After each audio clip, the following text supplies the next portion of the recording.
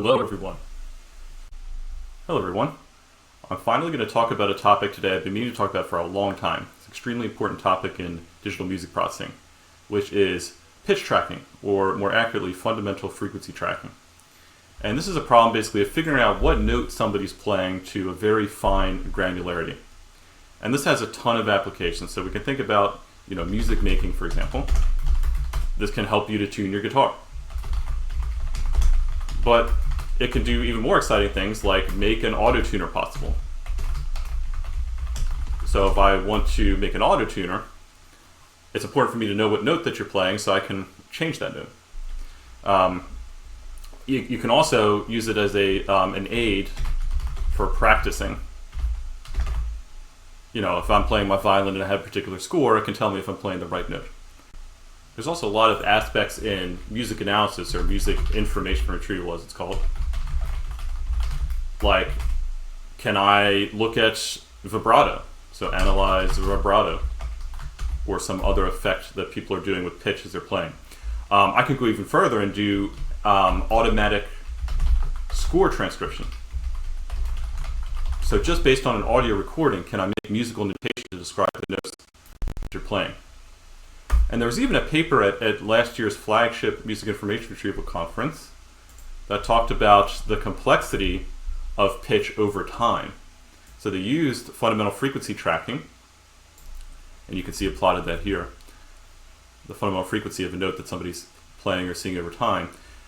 They computed features on that just to quantify how complex different music was, and they compared that between genres, and they also looked at how that was evolving over time. So I'll drop a link to that in the description. All right, so lots of applications. Now I'm going to focus on all the details that we need to make this work, and I'll go through slowly and show you how to build up the pieces. There is a lot involved here, but I'll try to make this video self-contained so that you don't need to know a whole lot about digital music, and even if you did, I'll review some of the stuff that's important that you might want to brush up on anyway. And anything I don't get to, there's always extra reading. I'll drop some links to other videos I've made or some other readings. But this is going to be self-contained. Okay, so I'm going to be analyzing pitch. And I want to do so in some music that's interesting, but I don't want to run up against any copyright claims. So I enlisted the help of a longtime friend, in fact, somebody I've been friends with for over 25 years, named Brendan Sellers. So here's Brendan's Instagram. He's a stringed instrument enthusiast. You can find him at Mr. Brendan Sellers on Instagram. Check the spelling here. Be careful about that. He also has a SoundCloud, but it's a little bit outdated. However, I really like this cover he did of the Beatles' Yellow Submarine 13 years ago, and I think it's a good example for what we're doing here. So just to play you a little bit of that. Oop, it says I need to sign in. Hang on. Okay, here we go. I'm signed in as Danach. This is my new budding electronic music alter ego. So anyway, okay, here's the song.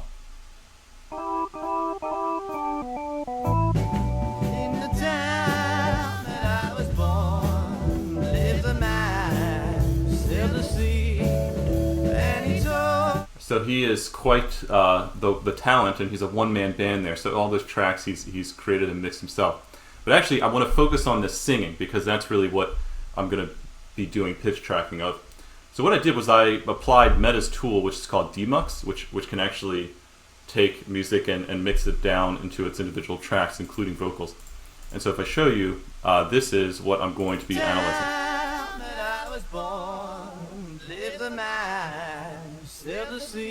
Now what's interesting is he's actually harmonizing with himself there. So I'm going to really want to know what is the melody, what's the main thing he's singing.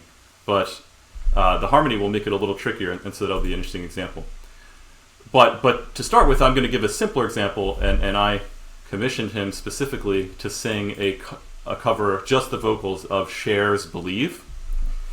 Now for those of you who don't know, Cher had created this song called Believe, which was thought to be the first artistic use of auto-tuning by breaking an autotuner. And I'm not going to use Cher herself here, but we're going to use Brendan instead. No matter how hard I try, You keep pushing. So you might recognize that. Now what I want to do actually is I'm going to jump in and look at this as a waveform. So I'm going to open this up with Audacity here. And I'm going to jump maybe a little bit closer to the chorus. Well, still a little bit before that. And I want to show you and remind you of something very important about digital music. So watch the waveform. What we have here is the waveform that's 44,100 samples per second as Brendan's singing. So it samples the pressure on a microphone that's recording his singing 44,100 times per second. And now it's plotting this here. So let's watch it. There's no talking to you. It's so sad that you're leaving. It takes time to believe in. But after all we said and done, well, you're gonna be the lonely one. Okay, so right before we get to the chorus, I just want to pause and say, hopefully what you're seeing here is every time he sings a note, we get these repeating patterns in the audio samples. And so it turns out anything that repeats itself at least, I think it's around 20 some times per second, we perceive as a pitch. But the number of cycles it goes through per second is known as the fundamental frequency. Fundamental because there will also be harmonics on top of that. There will be integer multiples of that frequency. But we want to know that the lowest frequency, the frequency that describes the period of repetition of the whole thing. So yes, there are more things in here that are repeating themselves. I can see little wiggles. But the fundamental frequency is what is the rate of repetition of the big wiggle overall, the big pattern here. So I could see here, this is probably one cycle of the fundamental frequency there. All right, now let's listen to the chorus, because what I'm going to do here is pick out a little part of the chorus and then start to analyze that in NumPy and tell you tools that we can build to figure out that length of repetition. So let me keep playing this.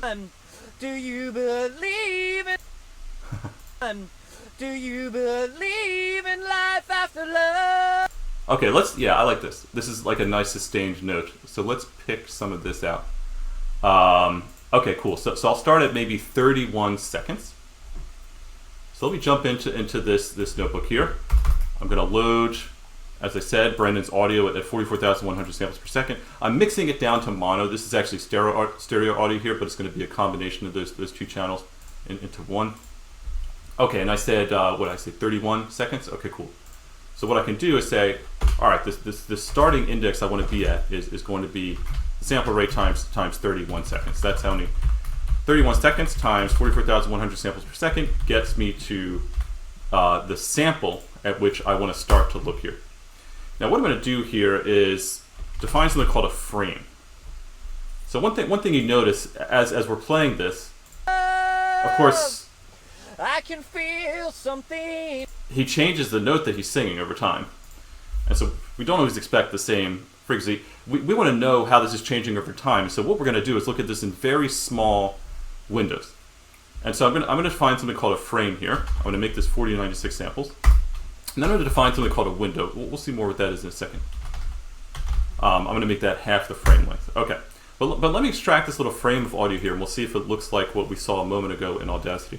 So here it's just a slicing thing, so I'll say xf for frame is equal to x. I'll slice from I1 to I1 plus the frame. And let's go ahead and plot this. Actually, I want to make a figure that looks nice here. So I think that'll probably be good. So let's go ahead and plot this. All right, so this is some of those repetitions that we were looking at. Actually, if I just look at the first, maybe up to the window samples. Okay, so we see that this is something that's repeating itself. Now, what I want to do is introduce a really important tool called autocorrelation. And I have a whole video on this, I'll link to it. But let me just do a quick review of it. And it's probably easier if I show you visually what autocorrelation is first. So give me a moment, I'm going to make a little animation to show you what autocorrelation is, and then we'll talk about it. Actually, one thing I did here was I just pulled out the left channel, because if you look at it, I think the shape of the left channel is a little more interesting. So we're just going to look at that. All right, but let me show you this video I made for autocorrelation. And so what I'm showing here is taking the signal and sliding it past itself. So the blue signals, the blue plot is the original signal in its full frame. The orange plot is a window, half the frame length, of the signal that I'm going to take, starting at the beginning, and I'm going to slide that across the blue signal, look at the overlapping samples, and compare them. The way that I compare them is by taking a dot product, or in other words, multiply the orange and blue at every point that they overlap, and sum that all together. And that's what the autocorrelation is. So let's look at this as I slide this across. And when the two signals agree, so at a particular lag where they line up really well, that dot product is going to be large and positive. When they don't really agree, it's going to get lower. And so what I see here is, in this particular example, I get local maxes in the autocorrelation every time it lines up really well with itself, and that happens at a shift of 60 samples, it appears. Okay? So every time I shift this by a multiple of 60 samples, it lines up with itself really well, and I get these peaks or local maxes of the autocorrelation. Okay, so that's the basic concept, and I'll translate that into math in a moment, but I want to go back and just analyze this particular example and listen to the audio and see if we can understand if this seems right. So let's jump back here and do a little bit of dimension analysis. So if I think about the sample rate, that is 44,100 samples per second. And I just told you, I think I have a period of one cycle that happens every 60 samples. So if I look at this, okay, it's a classic thing where samples in the numerator, samples in the denominator. What this is going to translate into is 44,100 over 60 cycles per second. Okay, so that's the frequency. So let me go ahead and define a variable for that. And in fact, I can use my sample rate. It's already a variable there, close R. And actually, let me make a variable called t. That's going to be the period in samples of what I think this repetition is. Okay, so sample rate over t, that's the frequency. Let me now make a 2-second pure tone at this frequency. So I'll say y is equal to cosine 2 pi f t. And let's listen to that. And actually, okay, so I'll do two things here. I want to get the original audio, that little snippet there. Maybe I'll go a little bit further than one frame. Actually, let's hear the one frame. So listen to that by itself. Let's see, it's probably a little short. Actually, I think it's enough. Okay, so that's... Actually, just bear with me for a minute. This is a quick ADHD moment. Let me just do something kind of funny here. Let me take this and put it next to itself 10 times. Okay, that sounded cool anyway. But we got the note. All right, so let's hear. Did we get it right? That's interesting.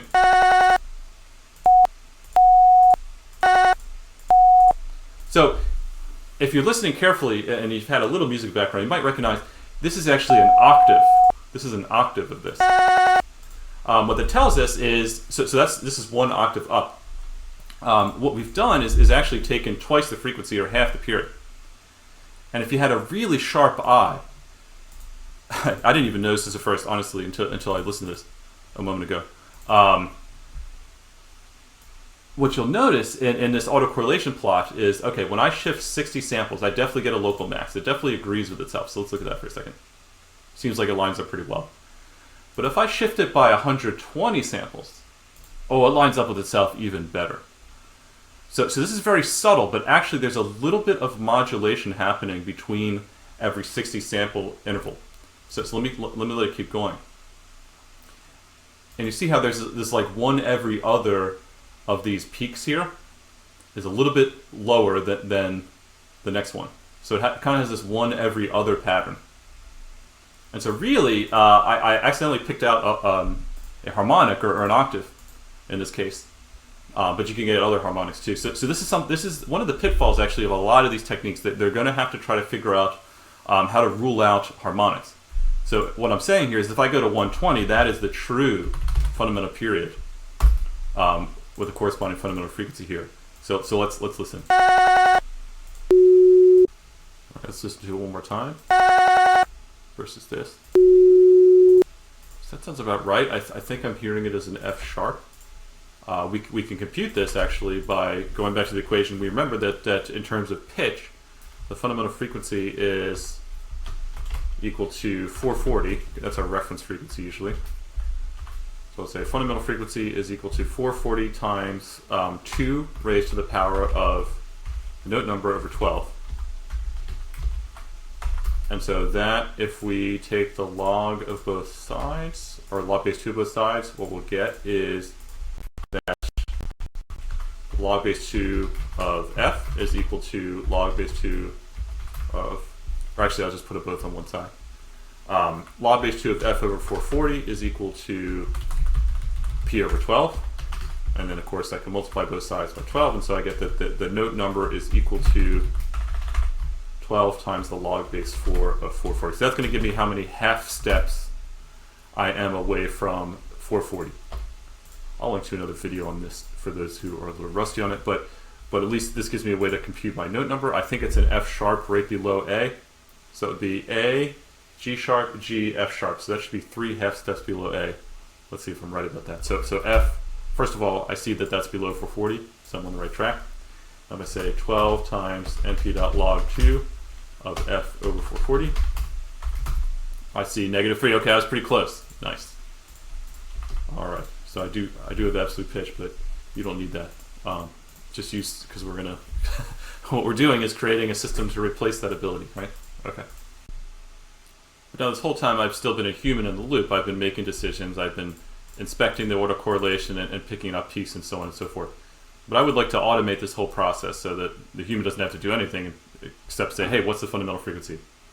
And so the first thing I should do is let me try to turn this process of shift, overlap, and dot product into a formula. So what I notice here is that the orange is always the same. So if this blue here is the entire frame, and orange is the window length, which is half the frame, the orange is always the same.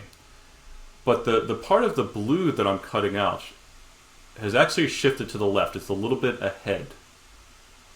So it's like giving the blue a head start by however much the shift is. So let's see if we can convert that into an equation. So what I would say here is, all right, my autocorrelation parameterized by W, this is an abbreviation for the window length, at an offset of K. Let me sum up over that whole window, right? So I'm overlapping this whole window, and I want to sum up the product of the orange and the blue curve. So I know that the orange curve is always the same, right? I took that snippet from the beginning. So okay, let me sum over the window. I'll say from sample n up to w minus 1 of xn. So that's the orange part, always going to be the same, starting at the beginning of my little snippet here. So x is the audio I've snipped out. Maybe I'll say xf just to be clear. This is the framed audio. Okay, so xfn, and then times xfn plus k. So the blue part is a little bit ahead, right? So I'm k samples into the blue part, and then I cut it off. Or in other words, the blue part's actually shifted to the left, interestingly. And so that is my equation. Now, I don't like that. I don't like the way that xf looks. Let me just say it like this. So f is my frame length. Okay. So I framed my x that way, and I do that. So let's make a little method. I'll call it autocore naive. Let's make a method to do this straight from the definition. So I'll pass along a framed x like that. I'll compute the frame length, and then the window length is always half of that. And what I'll do is I'll create something I'm going to return. So I'll call it r. Actually, I guess I'll say win plus 1. That's the total number of lags that I should have. So now I'll say, okay, let's go through each possible lag. For k in range win plus 1, what I'll do is, okay, so again, the orange part is always the same. So I'll say r.xk. So orange part's always the same. So that is going to be the slice of xf from the beginning up to win. But then let me slice out xf from the lag k up to k plus win. All right, so I'm doing this element-wise product, and then we're going to sum over the window, and then I return the result. All right, so I call this method, go ahead and plot it. And if I look every 60 ticks, so let's say maybe from 0 to, I don't know, 400 jumps of 60, then we should see that we get those peaks. Okay, so it seems like I did the right thing here. But those of you who are familiar with this idea, maybe seen some other videos, you know that this is not the best way to take an autocorrelation, because an autocorrelation is an example of a cross correlation, and a cross correlation is just a convolution. Okay. So this is a naive way of performing something like a convolution. It's a quadratic algorithm in terms of the frame length, but we can do better by exploiting the fact that a convolution can be performed with a frequency multiplication. And because we have the fast Fourier transform, we can go to the frequency domain, do multiplication, and then come back. So let me do that now. And I'm not going to dwell in the math too much, but I'll say this is a much more efficient way of doing it. I will link to another video where I talk about some of these concepts a little more. And so I'll say, okay, let's do the f of t. So we're going to do the fast Fourier transform. That's the whole point of this. So this is the signal unperturbed through the whole frame. And actually, I had a little exercise in a class I used to teach where I would have students then realize that, oh, because we're taking the correlation of this with itself, we only need to do the fast Fourier transform once, and then we would just basically just take the squared magnitude of it. So we would multiply this by itself, but actually the complex conjugate, because the correlation is like a convolution but flipped. Okay, so I'm not going to dwell on these things too much here, but there is one important thing I want to point out. So I'm not going to do exactly what I've done with my students before, because in this example I notice the way I'm doing it here with a window inside of a frame, that the window actually is only half as long as the frame, and so implicitly everything outside of the window is 0. And so what we really should do is actually, we should do another Fourier transform, but only of the first half of this. So I actually should say YIN is equal to SF.size over 2. So only the first half of this, but actually we're going to 0 pad it. Okay, because if you remember, if we're doing this convolution by doing it in the frequency domain, we're implicitly assuming that our signals are periodic forever. So it's like I would take this signal, this blue signal, and just copy and paste and repeat, repeat, repeat. If I want to represent this orange signal properly with 0 padding on either end, then I need to make sure that it's 0 padded at the beginning, so that when I copy and paste this, it does actually have zeros on either end. Okay, so TLDR, this is just to deal with 0 padding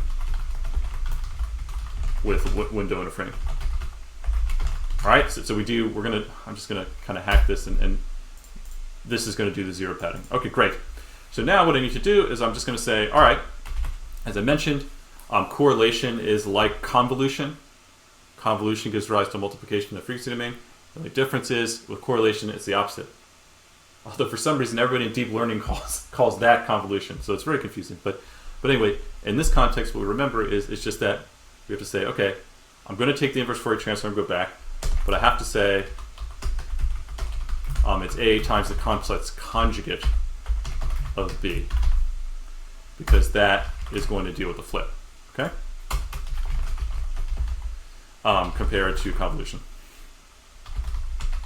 All right, so that's just a little footnote there.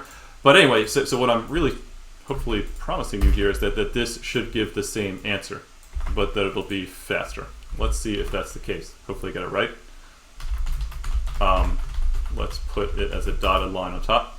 Okay, yeah, it looks good, except, okay, I guess I do have, all right, so one thing I should recognize here is because of the circular thing that I said, it's gonna, if I keep sliding this window, so yeah, if I slide this window by YIN plus 1 samples, it goes all the way to the end. I didn't even make the video that long here. But yeah, I can slide this all the way to the end. If I keep sliding it, it'll circle around. So that's why I see some of this weird stuff. It'll circle around, and then it'll repeat itself. So actually, I only want to deal with the first YIN plus 1 samples anyway. Okay, yeah, and now you can see they're exactly the same. So this is the beauty of math. Those who are into math or get scared of math, look, it's worth it to be able to understand stuff like this. I mean, this is absolutely beautiful. This is so much faster than this, especially if you have a larger frame length. Because this is actually just a I'll write it here. So I'll say, for those who know a little bit of algorithms, this algorithm is so given xf of length frame, this algorithm is a big O of frame times log frame algorithm. Whereas this one, the other one, is a big O of frame squared. And that's just an enormous difference. I mean, you know, if you're going over sorting algorithms, you're talking about things like bubble sort, which are like this, really bad sorts. You're like, that's a bad sort. We all agree that's a bad sort.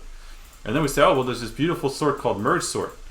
Well, that actually algorithmically has the same structure same recursive structure as the fast Fourier transform. So it ends up being n log n. We're like, oh, beautiful merge sort. Okay, so that's the beauty of this.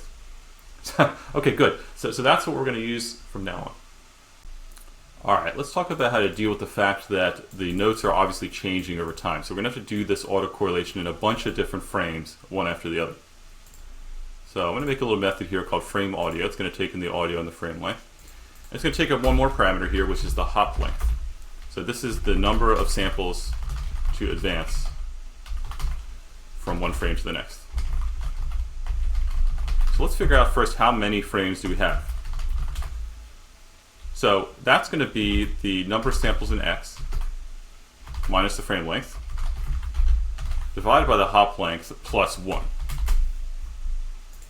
So this is because, let's assume for now that the frame length is at least as long as that the audio is at least as long as the frame length. This isn't a negative number.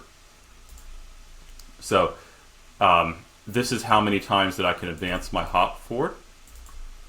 And I know that I can fit the entire window once into the audio. Okay, so what I'll do is I'll create an array. We'll call it capital F, equal to np.zeros. Let's make the frames, each frame, be down each column, and we'll have as many columns as there are frames. And then it's just a matter of saying for I in range n frames, F, the ith column, or maybe I'll say j because we often use j to refer to the column. The jth column is x from j times hop to j times hop plus frame. And then we'll return that. Okay, so let's just make sure this method works. So let's say here f equals frame audio x frame, and let's make our hop 512. Okay. All right, seems like that ran. But actually, let me go ahead and plot that so we can see what it looks like. And I'll use my nice color map here, Magma. And so each column here is a different audio snippet. And I can see some of the periodicity in the audio. In fact, if I enhance the contrast a little bit, so what I can do is I can take the square root of this. Of course, I'm being careful because there's some negative numbers here, but let me preserve the sign. Okay, so I'm just increasing the contrast a little bit. So I can definitely see the periodicity in each frame of the audio. So the periodicity is already there. But let's compute the autocorrelation of each of these frames here in each column. So what I'll do is take this method and just make a little modification to it. So instead of taking xf here, I'm going to take f, the frame, and so now the window is going to be the frame dot shape 0. So the number of rows 4 divided by 2, and what we can say here is we can provide an axis. So what this will do is this will take the Fourier transform down each axis. And so I do the same thing here. So I'm going to slice out from 0 to win of each column. Let's say f.shape 0. That's how I'm going to zero pad it. I'm going to say axis equals 0. And then finally here I will do the same thing, axis equals 0. And I'm going to return, let's call this capital R now. So capital R from 0 to win plus 1. And let's see if that works. And maybe I'll show these side by side. So I'll put the original audio up top here, the original audio frames, and let's have a look at the autocorrelation of each one. So I'll say capital R is equal to autocorr F. And so this is going to be capital R down here that we're going to plot.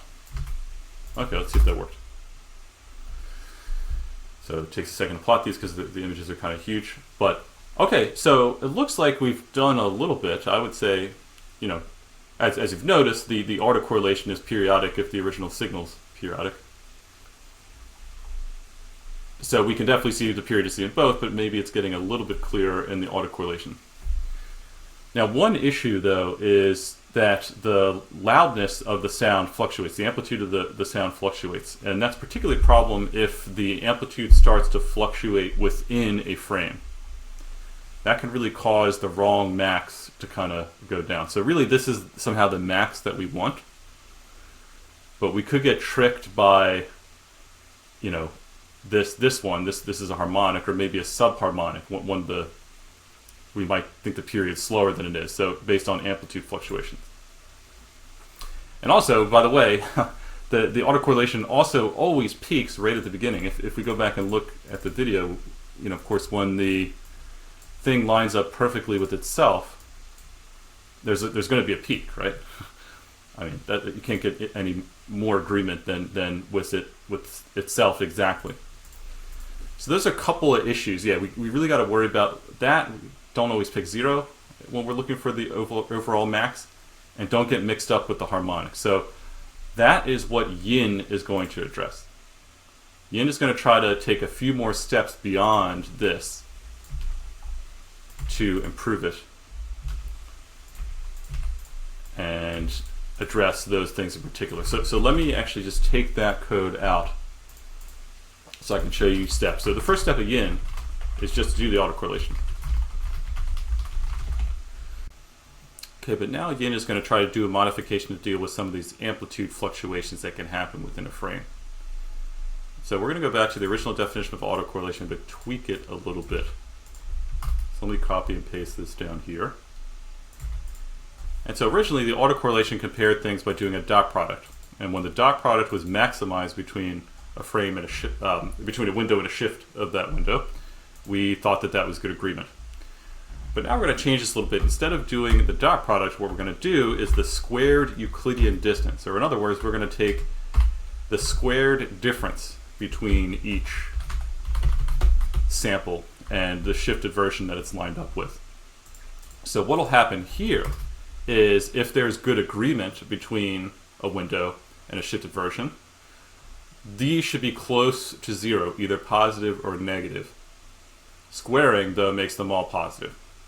And so what we should see here is anytime there's a deviation, when these line up, this contributes a positive number. And so, but when they agree well, if they agree perfectly, these should be 0. And so what we're looking for now are mins instead of maxes. Now, in order to see how this actually addresses the thing with energy fluctuations in a frame, we're going to apply a trick that I actually just applied last week in a video that I made about Euclidean distance matrices. So what we're going to do is expand this here. So we're just going to FOIL here, use the distributive property. So this is going to turn into xfn quantity squared, and then that's going to be that squared minus 2 times the original dot product. All right, so if I just FOIL here, simple distributive property, then I should get this. All right, these two expressions are equivalent. But now I can see they naturally shake out into 3 different parts, and let me group these so I can show you each one of these parts can be computed. Whoops, that should have been a plus. Each one of these parts can be computed independently of each other. Okay, so here's the 3 parts that this formula expands into. Now, you notice this part is actually just the original autocorrelation. That's why we still had to compute that. That was helpful. But we have these 2 other parts, and each one of these you can look at and say, okay, I'm going to square each sample in whatever window I'm in, or the shifted window, and I'm going to sum those up. And so you might recognize that that's just the energy within each window. So what I need to do is compute that. So I want to compute the energy of each window. And so, because I'm going to need it, so that's the energy of the first window there. But then I'm going to need the energy of all shifts, all other windows in there. So I'll say step 2, compute windowed energy. Now I could write a loop and iterate through all k and compute this. But there's a very nice trick we can do to avoid the quadratic time complexity that would ensue for that. We can actually make this a linear time complexity if we use these cumulative sums. Okay, so I'll link to another video that talks about this a little bit more, but the basic idea is to do something like a discrete version of the fundamental theorem of calculus. So the fundamental theorem of calculus allows us to evaluate a sum over a whole region by, instead of summing each thing up, just computing this integral and then evaluating the integral at two places and subtracting one from the other. So we're going to do something like that here using a cumulative sum, which is the discrete version of an integral. And so let me make this thing called E. It's actually just going to be the frame. I'll start off with each frame, but I will add a row of all zeros. This is to make the dimensions all line up. So I'm going to concatenate to this mp.zeros 1 e dot shape, or f dot shape 1 f axis equals 0. Okay, so I haven't really done anything exciting yet. I'm just kind of lining things up. But now what I'm going to do is I'm going to evaluate this function, and I'm going to do something like an integral. So I'm going to say cumulative sum of e squared axis equals 0. Okay, so this is like the discrete version of an integral. And now I can use the fundamental theorem of calculus. I mean, actually, this is much easier to prove than the fundamental theorem of calculus. You could just look at this by writing, by manipulating sums. You'll see that the equivalent thing of summing up in a particular shift is by just computing. I'm going to evaluate this YIN samples ahead of where I am, and I'm going to subtract off YIN samples behind that. Okay, so let me just check and see if the shapes all work out here. All right, good. So I end up with an array that has, just like we had an autocorrelation value for every shift, this now has an energy for each shift. So for each window, this E here has the energy. So what we can do is compute YIN now. So looking at this formula, I can say, all right, well the YIN is going to be equal to, okay, so call it Y. That's the energy of the first window, always. That's always in there. So I'll just broadcast that through. So that would be E0. So it's just the first window. I'm going to slice that out. That's my little cheat to do that. Plus the energy of each window as we go along, minus 2 times the autocorrelation. All right.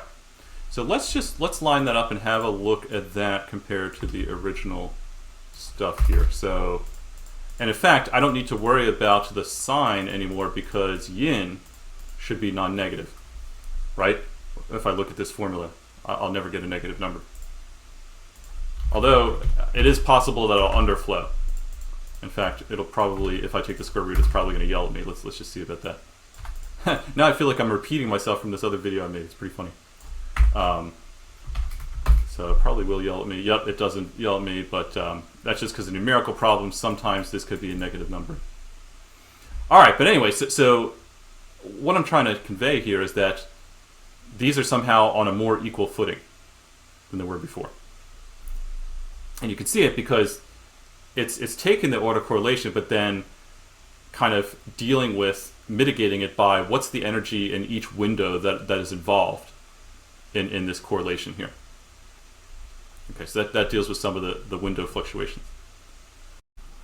Okay, so to really nail this home, I made a little animation of YIN here, just like the one I made for autocorrelation. And so you see that when the signal lines up well with itself, we have a min instead of a max, right? Because we're looking at the square differences between the samples. And so we see, just like we did before, this every other, we get a lower min. The other thing I want to show is, let's suppose, I told you that this is supposed to be better for when the loudness is fluctuating. So I took a frame and I modulated it by an amplitude. I made it get louder and louder and louder. And you see here the autocorrelation where I'm looking for the peaks. I'll actually end up taking, if I'm looking for the global max, I'll end up taking a peak way over here, which is like a really long period, a huge subharmonic, well below the fundamental frequency I'm actually looking for. Whereas YIN, because it adds on the energy as we go, it compensates properly, and actually it looks like the global min probably is around here still. Although there still is one more step that we can do to make this a little bit better. So if I jump to this is the original paper on YIN from 2001. You can see what I've done so far is I've done the autocorrelation. That's what we talk about here. And then I've done this part. But there's something else they have here called the cumulative mean normalized difference, just to make sure that, you know, we're a little more careful, because it looks like there might be some ties here, and I really know that I want to pick this one as the global min that I'm looking for in YIN, but I might get confused by this one or that one. So to mitigate this, they do this cumulative mean normalized difference, which, let me transcribe this, I'll put this in the notes. Their index tau here is what I'm calling k, so let me just copy that over. Okay, so here's the equation that I've transcribed here. So what I'll do is I need to compute a cumulative sum in the denominator. So I'll say y and c is equal to cumulative sum y that x is equal to 0. So doing that down the columns. And I'm going to put this in the denominator, so let me just make sure that, let me make some epsilon here. If it gets smaller than this number, I'll clamp it. So y and c less than x is x. And actually, yeah, so I guess I'll call the final thing yn here. I'll say yn is equal to nq dot 1's like y. And okay, so yeah, I'm going to make them all 1, so that 1k equals 0, it's going to be 1, but for the rest of them, in the numerator, what I have to do is say, okay, so for the rest, starting at 1, index 1, I say that's going to be whatever yin was. So I see that there, whatever yin was times k, the frequency index. So I'll say here mp.a range 1 yn dot shape 0, and then I have to shape it so that it goes down a column that gets broadcast to every different column there. Okay, and then I'm going to divide that by the denominator. So yeah, let me see if that worked. Yep, I got this right, so I moved it down right below the other code, so it happens right after yin. So let me show you an animation of this now. So here's ordinary yin, and here's normalized yin. So no matter what the amplitude of the signal is, this is always going to be in the range from 0 to 3-ish. No longer has that dip at 0, and it's just more robust overall. So that's what we're going to stick with moving forward. All right, so we have enough now to make a basic version of fundamental frequency tracking. So let me go ahead and plot this normalized yin here. And each column is a frame of what we were just looking at. And what I'm going to be looking for is the global min in each frame of the normalized yin. We think that's the correct shift that you would get to estimate a good period overlap.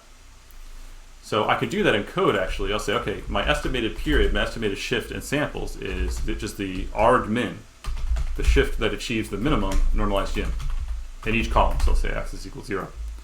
And if you remember from the dimension analysis before, to convert this to a frequency in hertz, I'm going to say this is just the sample rate over that period. All right? So let's go ahead and plot these. So first I'll just plot the periods over time. So my x-axis there is which frame index I'm at. And then my y-axis I want to be my period estimate. And then, okay, so I'm going to do that. Let's make it small enough that it shows up nicely. Okay, cool. So you can see this like frequency contour. This seems to be following something. Smaller amounts here are actually higher frequencies. You remember, because the smaller the period, the higher the frequency. So this actually is plotted kind of on the same direction that a spectrogram would be plotted on.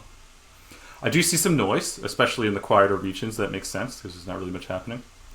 So I should probably end up weighting this by, well actually, okay, let me just do this first. All right, so I have this list of frequencies over time, right? But actually, I only get one frequency estimate every hop, right? So I have this hop parameter. And yeah, so that's after I frame the audio, I have this hop. So what I should do is expand this by the hop, because I need an instantaneous frequency estimate. In fact, okay, if I just plot the frequencies by themselves like this, okay, yeah, there's a lot of outliers here. Let me just zoom in. Let's zoom in between, let's say, yeah, he's not singing higher than 1,000 hertz as the base frequency, so I'll say from 0 to 1,000. All right, so yeah, a lot of noise, but yeah, you can kind of see the traces here. And so what I'm going to do is expand this, right? Because I only have one of these per hop, but I want to go to the granularity of a sample because I'm about to create a waveform that sounds like the frequencies that are changing over time. So let me expand this by hop. The easiest way I know how to do this is to say, oh, it looks like, okay, I had to divide by 0 too, so maybe I better make sure that, that's interesting that, okay, probably in one of the noisy regions somehow 1 at 0 ended up still being the best. So I'll say, okay, t's less than or equals 0 equals 1, just to make sure we don't divide by 0. All right, now I'm going to say freaks equals freaks none times, actually, let's see what the best, I want to do this. Freaks none times MP.1's 1 hop.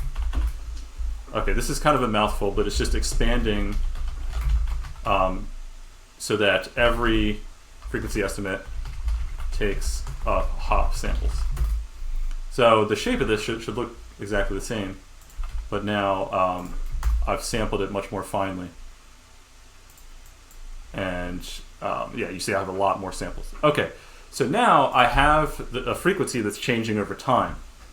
And I want to do something a little bit like I did in the beginning when I was showing you this tone. But the difference is, so I'll copy some of this code, but it's going to be a little bit different because my frequency is actually changing over time. I don't just have a fixed frequency anymore.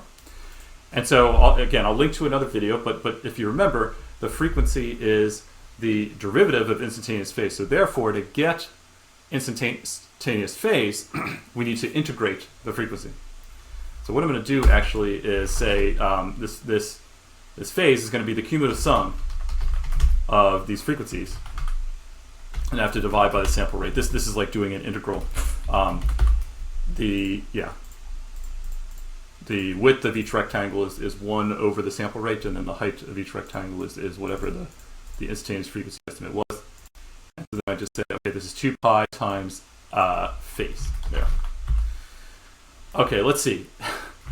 Did I get this? I don't know. It might sound terrible. Let's see.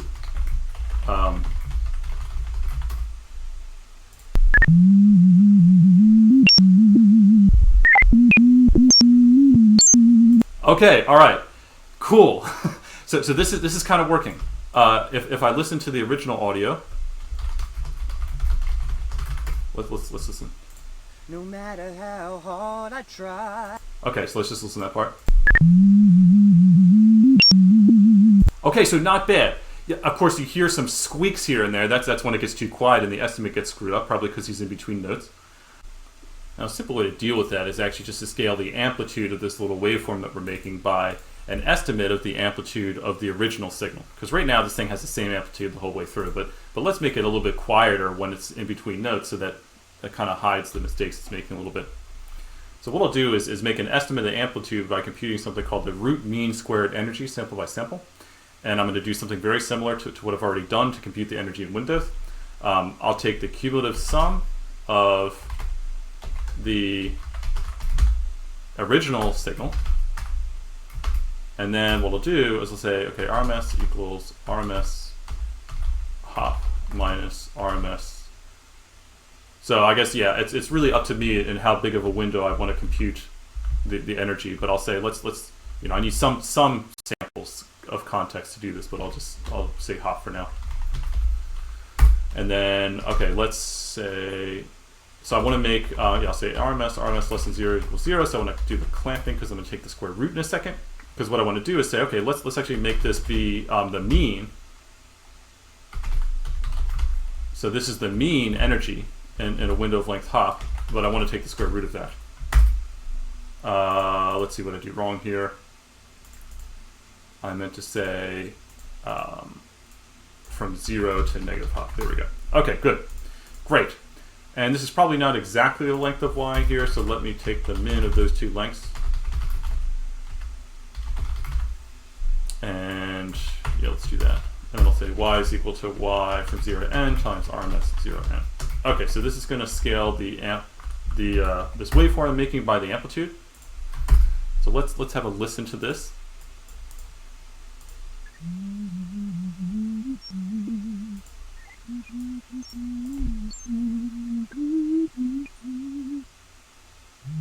So it hides the mistakes a little more. But you still hear some mistakes in the midst of notes. Like you could hear those beeps coming out. And so what we're going to do in a moment is go to a more recent paper called Probabilistic Yin that deals with both the silence and also the tendency to jump a little bit because of noise in the middle of a note. But before I do that, I do want to just point out one more trick that they mentioned in the Yin paper that's pretty useful, and that's this parabolic interpolation.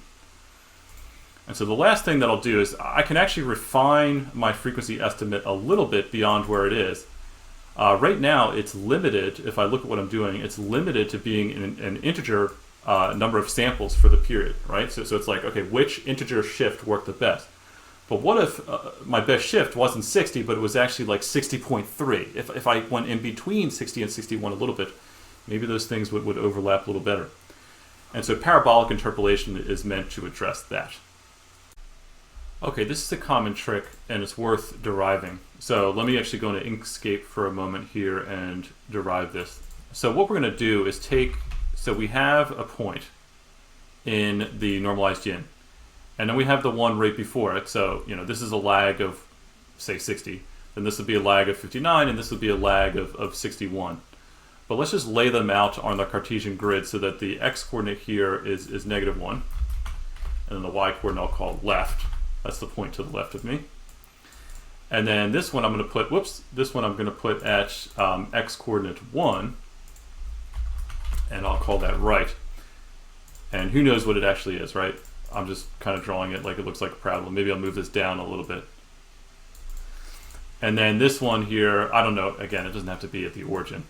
Maybe I'll put it here. So this is, I'm going to put the x-coordinate 0, center. This is where I am. This would be like, a shift of 60, that shift of 61, shift of 59. But I'm going to, just for ease of derivation, I'm going to translate this over horizontally so that the center of these 3 points is at the origin in x. All right, so let me make a little table here because I want to know, okay, what's the x value? And then what I'm trying to derive here is a quadratic function. So f of x equals ax squared plus bx plus c. And so I want to know what's x, what's f of x, and then finally, what is that in terms of the variables we have. So if I look at this, I see that when x is -1, plugging in x to f of x, I get a minus b plus c. And referring to the original equation here, that's supposed to be the value left. Okay. When x is 0, I simply get c. So I actually know c up front. C is going to be equal to center. And then when I'm at +1, I'm going to get a plus b plus c. And the value there is supposed to be right when I plug it in. Okay. Now let me combine this equation here. So I have a plus b plus c is supposed to be equal to left. C is equal to center. A plus b plus c is equal to right. Let me subtract this equation from this equation. So that'll give me, so a minus a is 0, b minus -b is 2b, c minus c is 0. So I'll get 2b is equal to right minus left. And so therefore b is equal to right minus left over 2. Okay, now we have everything we need to solve for a. So if I look at the top equation, I can see that a is supposed to be equal to b minus c plus left. Of course, I just solved for b, that's right minus left over 2. C is center. And then what we could do is combine like terms here. So this left is actually 2 left over 2 left, so I can fold that in here, and I get this equation. Great.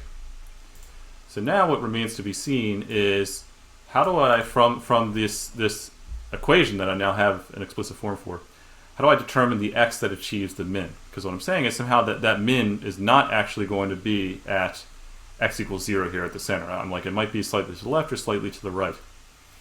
And the way I compute a min, a global min of a convex one-dimensional function, is by taking the derivative and setting it to 0. You might remember that from calculus 1. So I'll take the derivative, which is going to be 2ax plus b. I'll set that equal to 0 and solve for x. And so what I get then is x is equal to -b over 2a. All right? So let's look at a little example here. Let me actually move these around a little bit to exaggerate things. So let me move these both down. And so here I'm saying, okay, right is definitely less than left. So right minus left would be negative. I think I've orchestrated it so that right plus left is still greater than center. Yes, so this will definitely still be positive. So I've got a negative b, positive a. So therefore negative b over 2a would be positive. And what I'm finding here is that the minimum, the global minimum of the parabola is actually going to be slightly to the right of my point. And so let me just kind of sketch a parabola that would do that and go through these three. So it looks something like that, perhaps. And so there we go. I'm finding now that the min that I care about, that I wanted to find, is not exactly on the center. It's actually achieved a little bit to the right of the center here. And so I'm going to nudge it in that direction. Okay, so that's what I'm going to do in code. I'm going to compute these variables and then add these little corrections. Okay, so I translated that into code here. And so I'm just doing what I wrote, but I'm doing it in every single column. Okay, so every single frame. Now, if you got a really sharp eye, you'll notice here I'm actually doing parabolic interpolation on the original yin, not the normalized yin. And that's because there's one line in the paper here that says that doing it for some reason on the normalized yin is biased. So to avoid the bias, we compute the abscissa, which is the min of the raw difference function. Okay, so the raw, they call it the difference function. I've been calling it y here. Okay. All right, so that is what we do. And a couple things I want to be careful about here, though. So if a is less than or equal to 0, I want to make it 1, so I don't divide by 0. And the other thing is if the offset is less than -1, or the offset is greater than positive 1, then I'm outside of the range that I want to tweak this by, right? Because I'm thinking this is just a small refinement. I want to say, hey, it's like a little bit ahead or a little bit behind where you think the min is. And so I don't want to, it's probably not good if it's definitely wrong if I picked out a min there and it tells me I need to move it to the left or to the right. So I'll ignore this. All right, let's just make sure this runs. Okay, no problems, no warnings, good. All right, so there's one last thing I want to do to prepare this for probabilistic yin. So in this version of yin that I made, I was pretty greedy. I only took the maximum, or sorry, the minimum. I took the shift corresponding to the minimum of normalized yin. And of course now I could tweak that with the offsets. But that's pretty greedy. The version that we're going to go to next actually considers all of the mins, but it just weights them by the value of normalized yin. Okay, so I want to actually get all of the mins, all of the points that happen to be below their left neighbor and their right neighbor, and then I want to refine them, and I want to return all those mins along with the normalized yin value that they achieved. Okay, now before I do anything else, let me actually do a common trick, which is let me determine that I'm not going to be detecting values outside of a certain range. We'll say the minimum frequency is 50 hertz and maybe the maximum frequency is 2000. It would be absurd for Brendan to sing any lower or higher than that. And so I'll compute the corresponding periods as sample rate over f min, the floor of that, and then so I'll call that t min, and then t max will be the ceiling of SR over f max. Okay, and actually right off the bat I can save a little bit of time here because I'll say, all right, look, this should be t min minus 1 up to t max minus 1. This should then be t min up to t max. Actually, I can say, probably I should do this. Yeah, and then I'll have this be t min plus 1 up to t max plus 2. I think that makes sense. And then I'll just say, okay, so my offsets then is just going to be negative b over 2a. Let's make sure that runs. Okay, so yeah, I have from t min to t max, that's my center point. I consider the one to the left of that, subtract 1 off both those indices, the one to the right of that, add 1 to both those indices, and I think I have that. Okay, good. So let me make an array of all the potential periods over the whole thing. So without the offsets, that would be just t min to t max plus 1. And then I want to multiply that. I'm going to do a broadcast and just turn this into, I'm going to repeat this. It's really just like a tiling. I'm going to repeat this for each column. And let me add the offsets. Hopefully I got all the shapes right here. Okay, so I'm going to add the offsets to that. Let's just split it out real quick. Oh, it's an empty array. That's strange. Did I get this backwards? Oh yeah. Okay, so that's funny. So the minimum frequency is actually the maximum. Sorry, the minimum period corresponds to the maximum frequency, and the maximum period corresponds to the minimum frequency, right? If you think about what we were looking at before, since they're inversely related to each other. Okay, I think this should be okay now. Yeah, all right. So basically every column is the same, but sometimes, yeah, it looks like that offset's hardly doing anything. I guess it just depends. Sometimes we get a slight offset. Okay, so let me slice out E into this range. T max plus 1.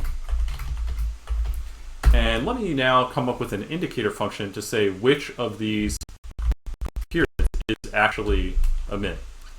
So I'll say here, is min. That is going to be true if left is less than the center and right is less than the center.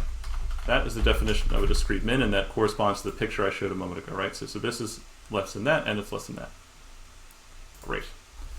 Okay, so now what I'm going to do is I'm going to collect all of the mins that occur in each frame. So let me loop through each frame. So that'll be YIN.shape1. And let me collect all these mins here. So I'll say, okay, the frequencies, J, that is going to be all of these, that'll be the sample rate over all the periods that achieve the min. So that'll be is min J. Okay, and we want that column J. So this is a little, NumPy is not always the most readable, but this is a quick way to get them all. And if I want the corresponding yin value, then I will do the same thing to YN. I'll select the exact same indices to create a parallel array here of the normalized yin values that these particular frequencies are associated to. And then I'll just append the list of zip freaks J, Y, and J. Okay, so what did I just do? Did this run? Okay, good. So if I look at this list, it's a list of lists, each of which has a sequence of fundamental frequency estimates here. Actually, in fact, I should really just clean this up a little bit. I shouldn't even include frequencies corresponding to yins that are greater than 1. That's one pruning step that I can do here. So what I'll say here is YN, or freaks I equals freaks I, YNJ. Just to make sure there's no numerical issues, I'll say YNJ is greater than or equal to 0 also. And then YNJ is less than or equal to 1. Okay, so yeah, I'm going to get rid of those straight off the bat because those are going to confuse things. And they're also going to slow things down. It's going to be superfluous information I'm never going to use anyway because they're really crappy estimates. So, and then I'll slice this out as well. Freaks J is what I meant to say. All right, so now if I look at this, there should be a lot fewer values here. Of course, there's this weird new thing. Okay.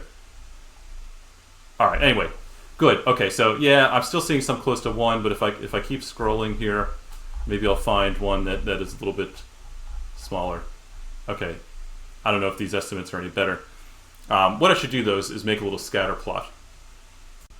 Oh man, as I was setting up the plot, I found a ridiculous bug. Maybe you saw it already. This is wrong. This should be if the center is less to the left, and the center is less to the right. So I had that equals. I had the inequality the wrong way around. Okay, so the center has to be less than both the left and the right.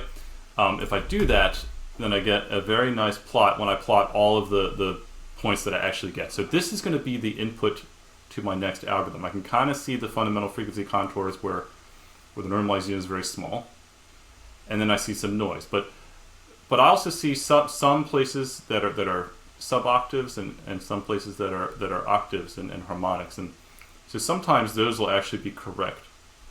So I don't want to rule them out right away. I'm going to instead develop a probabilistic algorithm to deal with that. All right, let's dive into probabilistic yin. So I took everything that we did for yin and I encapsulated a method here so that we can easily try it on a lot of different examples. And here it is again on Brendan's Cher, what we have in the output. Now thinking about where we want to go next, there's really two competing demands that we want to satisfy.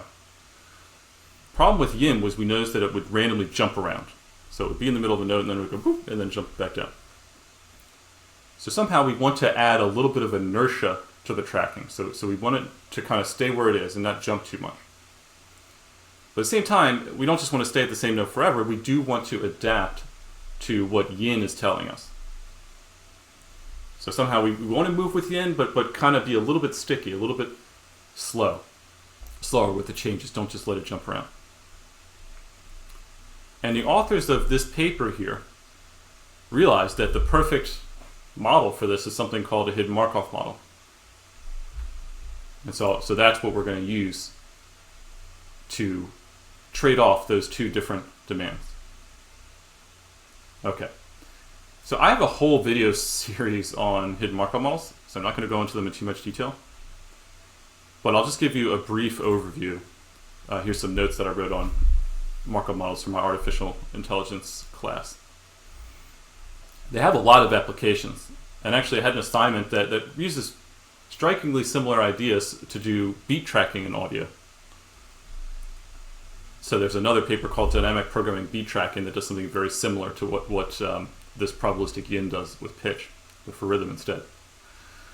But in either case, the idea is we have a hidden state. This is what we wish we knew. So in our case, this is the fundamental frequency. We don't actually know what the fundamental frequency is. But what we do know is some estimate of the fundamental frequency, what we're going to call the observation in the context of hidden Markov models. So I've observed something, and from that I can go and try to estimate what the hidden state is. And what makes this tractable and actually a solvable problem is that the state that I'm at probabilistically only depends on the state that I was just at. If I was going to say this out formally, what I would say is the probability that I'm in a particular state is conditionally independent of all other states given the state just before. So in other words, okay, let's think about this. If my states are, where am I in my house right now? If I'm in my room, I don't care how I got here. That completely determines the probability of where I'm going to go next. So I don't remember how I got to my room. I got it like somehow, no memory. But I can think, okay, now what's the probability if I'm in my room that I will jump next to the hallway? And what's the probability that I will keep sitting here? And what's the probability that I might go look out the window because I'm easily distractible? but yeah, somehow it doesn't depend on how I got here. It just depends on where I am right now. So that makes it much easier actually to come up with a transition model, is what it's called. So knowing nothing else, what's the probability that we'll go to X, a particular state in the next time, given that we're at this state now? And so this is where we can incorporate the inertia. Because we can say, hey, you know what? If I'm at a 440 hertz A, I don't care how I got there, but I know I'm at a 44 hertz A at this particular frame. And that completely characterizes where I should jump next. And what the paper does is it says, all right, look, if you're at a particular, oh, I thought they had a figure here. I guess I'll have to make my own figure. But they say if you're at a particular frequency, you're pretty much going to stay there, or you're going to move a little bit up or a little bit down. On the other hand, we have an observation probability. So this transition model tells us, okay, if I'm at a particular frequency, I'm either going to jump up or down. It doesn't depend on the frequencies that came before that. It only depends on the frequency I'm at now. That's the Markov assumption. But then we also have this observation probability. It says, okay, look, that's all well and good. I want to figure out where I'm supposed to jump next. But I'm also getting some input from the observation. I'm also, in this case, getting some information from yin. And so maybe that is actually going to inform my choice a little bit. You know, I didn't think I was going to jump up suddenly to another note a few half steps above. That's maybe a little bit lower probability knowing nothing else. But if I know that, oh, actually suddenly I'm getting a very small yin value for that, well, that might change my calculus a little bit. I might say, okay, I might be willing to jump, even though it's a lower transition probability, if I have a higher observation probability. Okay, so to make this hidden Markov model happen, there's three things that we need to define. One of them is the state space. So we have to come up with a discrete set of states that partitions the range from 50 hertz to 2000 hertz. And those are the possible frequencies that we're going to be able to track. Now, that's a bit of a bummer because we did just put a whole bunch of effort a moment ago into doing this continuous parabolic refinement, but we can still partition this range into pretty fine slices if we'd like. So what we have to come up with is a multiplicative spacing from one frequency to the next, because we actually hear pitch logarithmically in frequency. So we want the bins to actually be spaced exponentially as we go up. So let me start off by supposing that the spacing was actually just one half step. To do just a quick review for people who are a little rusty on stuff. So if the spacing was one half step, that would be a multiplicative interval of 2 to the 12th. And so let me actually just show you what that would look like if we started off with, I'll just really write this out here. Let's say I started off with 440 hertz, that's the concert A. And let's say I just kept going up a multiplicative interval. Let's say I go up, I do 12 notes at this interval. So I'll say freaks.append, whatever the last one was, times the spacing. And so here's what the frequencies would be. So they do go up exponentially because eventually, once we go through an octave, we are supposed to have doubled. So every 12 half steps that we go up, we're supposed to double in frequency. But the interval between each half step is perceived as the same. So let's actually listen to this. I copied and pasted some code from above here. Okay, so we have, what I'm going to do is I'm going to make each one of these a half a second long. And we'll listen to this. Well, of course I should, I need to convert this to an array first. Okay, there we go. So let's listen.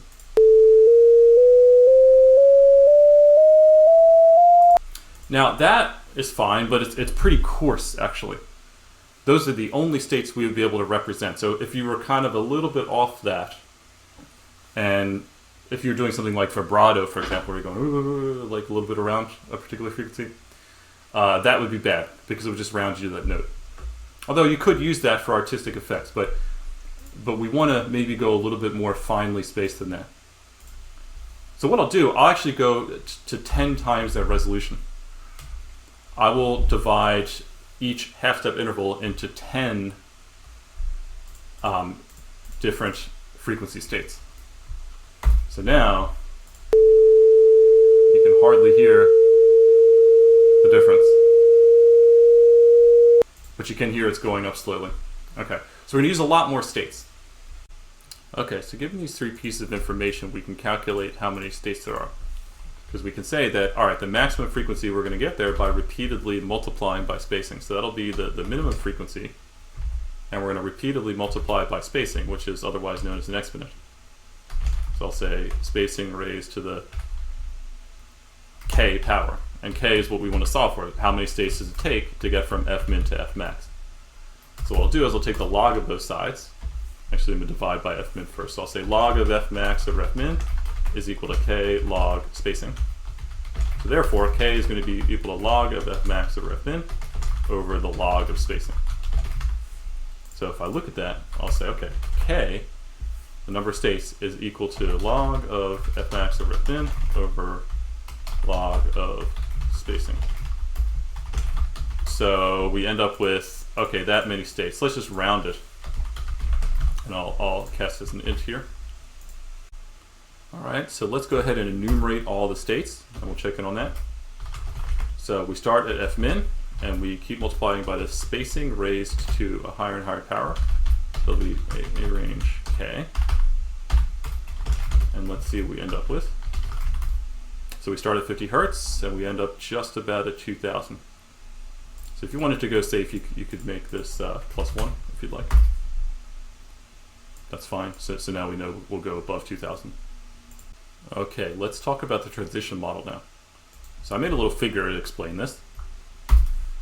And here's the idea. So if I was just at a particular state index, lowercase k there, so at time t minus 1, and I want to characterize the probability that I'll end up at a state index j, some other index, at the very next time, then here's what the probability looks like in relation to k. So I was just at state k, and I want to consider what's the probability that I'm about to jump to state j. So this is the Markov transition probability. And so what I see is, okay, look, if I am about to end up where j is equal to k, that's the highest probability that I should have. And then it falls off. If I'm close, it's higher than, but as I get further and further away on either side, it goes down just as this linear ramp. That's what the authors recommend here. And then there's some threshold, I'm calling it df. That is the maximum deviation in frequency index that I allow you to jump to. And beyond that, we have a 0 probability. I'm just not even going to ever consider the possibility that you could jump that far. Okay, so I actually changed this to be called ptrans instead of pt because I want to avoid naming collision with t, which is I'm going to use to index time, as this is evolving from frame to frame. So that's the transition probability. Now I can write down an equation for it, and this is what it would look like, the basic form of it. So if I assume that this is 1 up here, then I want to go down on either side at a constant slope. I'm going to make sure that I'm 0 by the time I get to df. So then I would want a slope of 1 over df to make that happen, and I would subtract this. But actually I also want to be careful because I want these probabilities to sum to 1. And the area of this triangle altogether is going to be df. So 1/2 base times height. The base is actually 2df. So what I should do is divide by another factor of df here. So that was 1, but that's going to turn to 1 over df. And then this is going to turn into the absolute difference over df squared. Okay. So what I could do actually is make a little matrix that describes all possible transitions from k's to j's here. So let me set up my k's. I'm going to index them from 0 to k minus 1. So I know, eventually I can go back and have these correspond to actual frequencies, which I'm calling f states here. But for now, I'm just going to refer to them as integer indices from 0 to k minus 1. All right? And that's how I'm going to think about them most of the time with this hidden Markov model. Okay, so let's define ptrans now. Actually, maybe I'll first define, I'll say d index. So the difference between the index, that's going to be the absolute difference between, so along the rows, we're going to have them going from 0 to k minus 1, and along the columns, we're going to have them going from 0 to k minus 1. So I will say, okay, this is going to be, let's put them down the rows first, and then we'll put them down the columns. And this is a neat little broadcasting trick to take the difference there. And then I'll say, okay, so ptrans equals 1 over df minus that difference index over df squared. Okay? And then I also want to make sure that if the difference exceeds df, then the probability is 0. Okay, right? I'm 0 outside of this range. So let's have a look at this as an image here. And I'll remind myself that, okay, actually this matrix is symmetric, you can see it, the way that this is set up. This is a symmetric matrix, but I'll say, okay, fine, I'll just declare that the rows are the index k, where I just was, and I'll make the column be index j. So rows index k, column index j. Okay. And there we have it. So hopefully this diagonal band makes it clear too. We see along the diagonal we have the highest probability. So I have the highest probability of staying where I am, but I can go a little bit.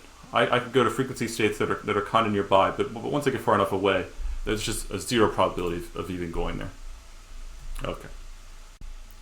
Okay, so another way to depict what's going on is to unroll the entire time history with the entire state space at each time index.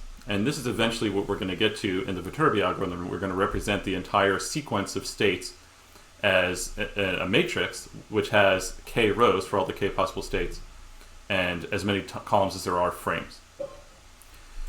And in this representation, we can look at, because of the Markov property, it's this particular state at time t only depends on the one at time t minus 1. And because of the symmetry of this equation here, so I defined the transition probability saying if I was at k, I would only affect these j's. But because of symmetry, if I say if I'm at this particular j, I only have to look back to these k's, the one that came right before. So it's the same exact idea.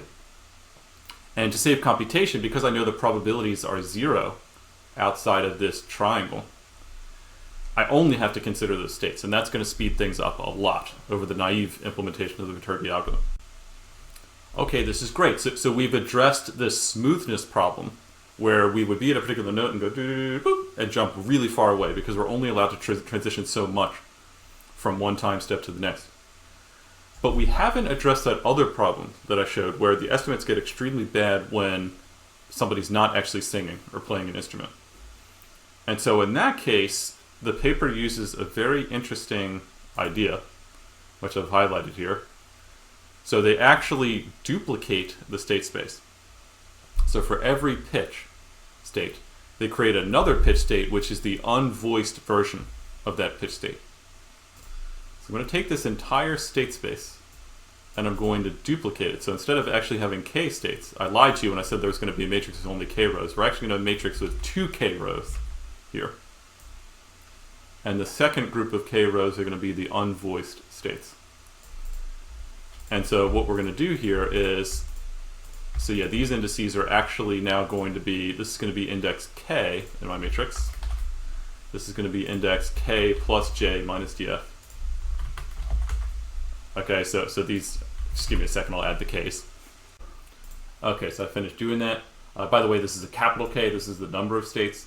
One of my students complained to me once when I was teaching them this because they said, oh, well, you use lowercase k as an index and capital K as the number of states.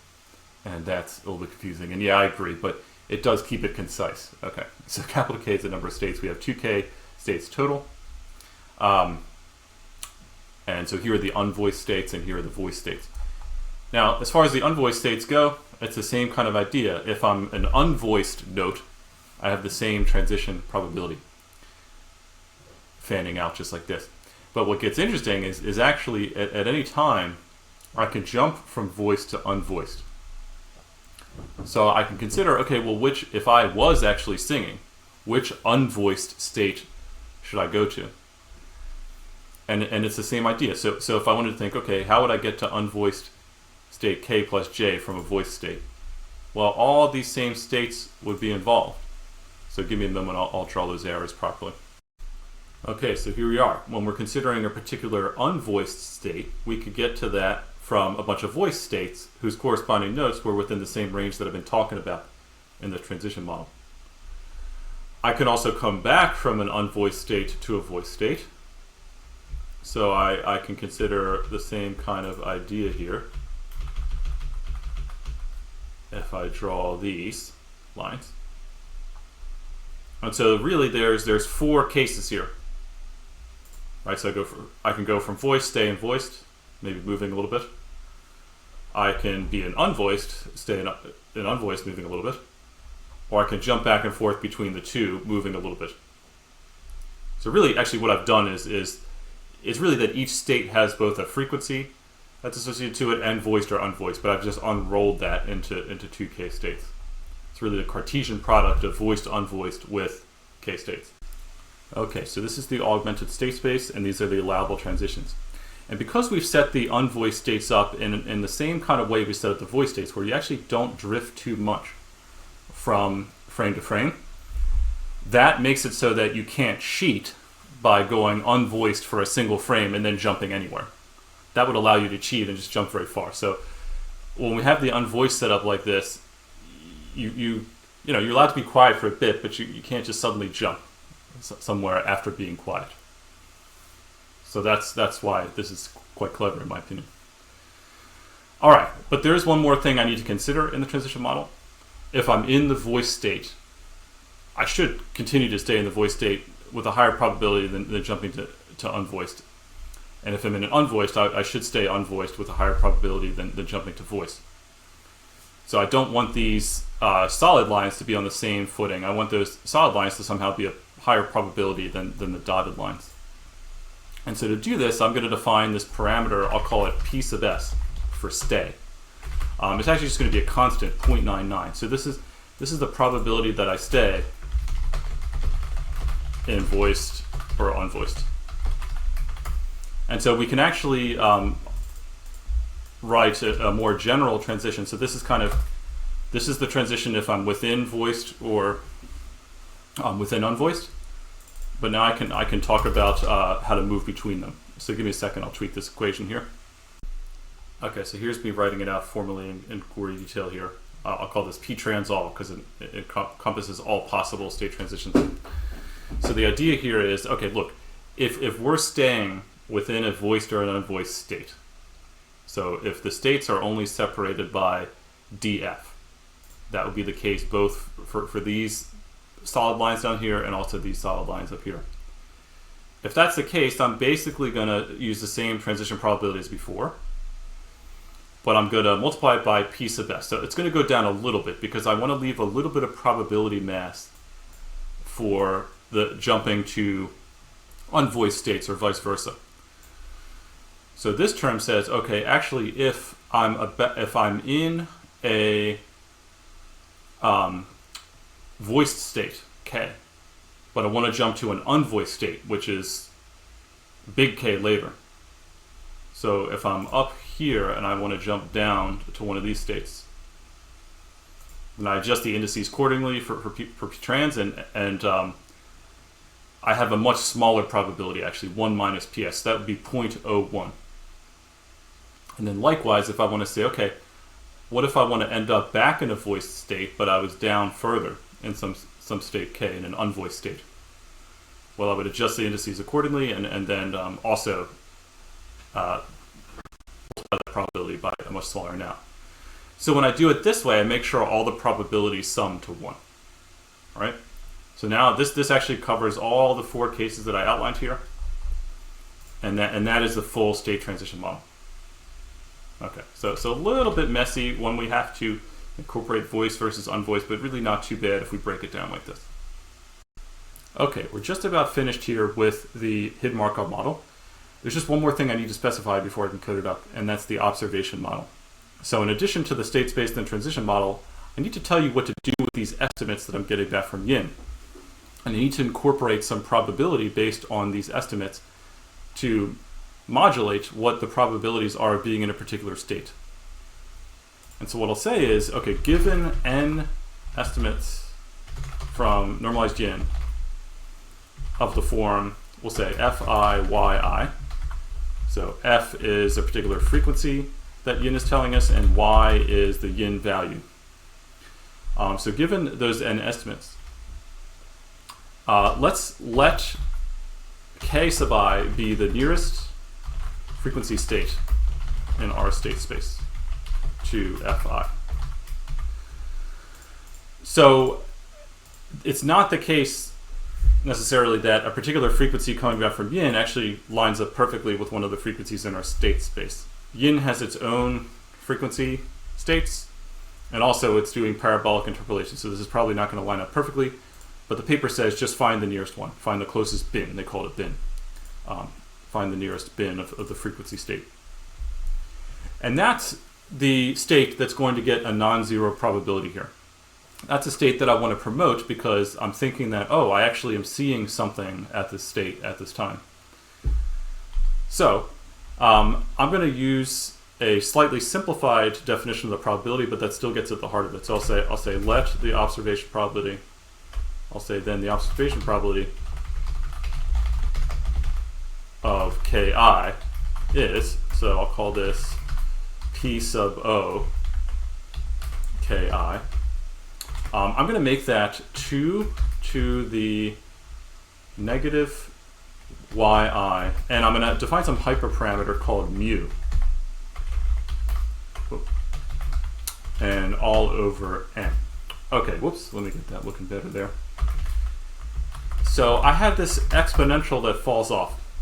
So if you remember, looking back at the normalized yin, when I'm lining up really well, it's 0. If I line up perfectly, it's 0. Otherwise, it's something close to 0. And so if I look at this, because it's falling off with a negative exponential here, if we're very, very confident y is 0, this is going to be 1 over n. If they were all perfectly confident, if they all lined up perfectly, all the n estimates that I had, then each of these probabilities would be over n, 1 over n, and they would sum to n. So what we can see from this is the sum of all such probabilities is at most 1, right? But usually less than 1, because these y's are going to be a little bit greater than 0. We're not usually not perfectly confident. And so what we're going to do is distribute the leftover probability to the unvoiced states.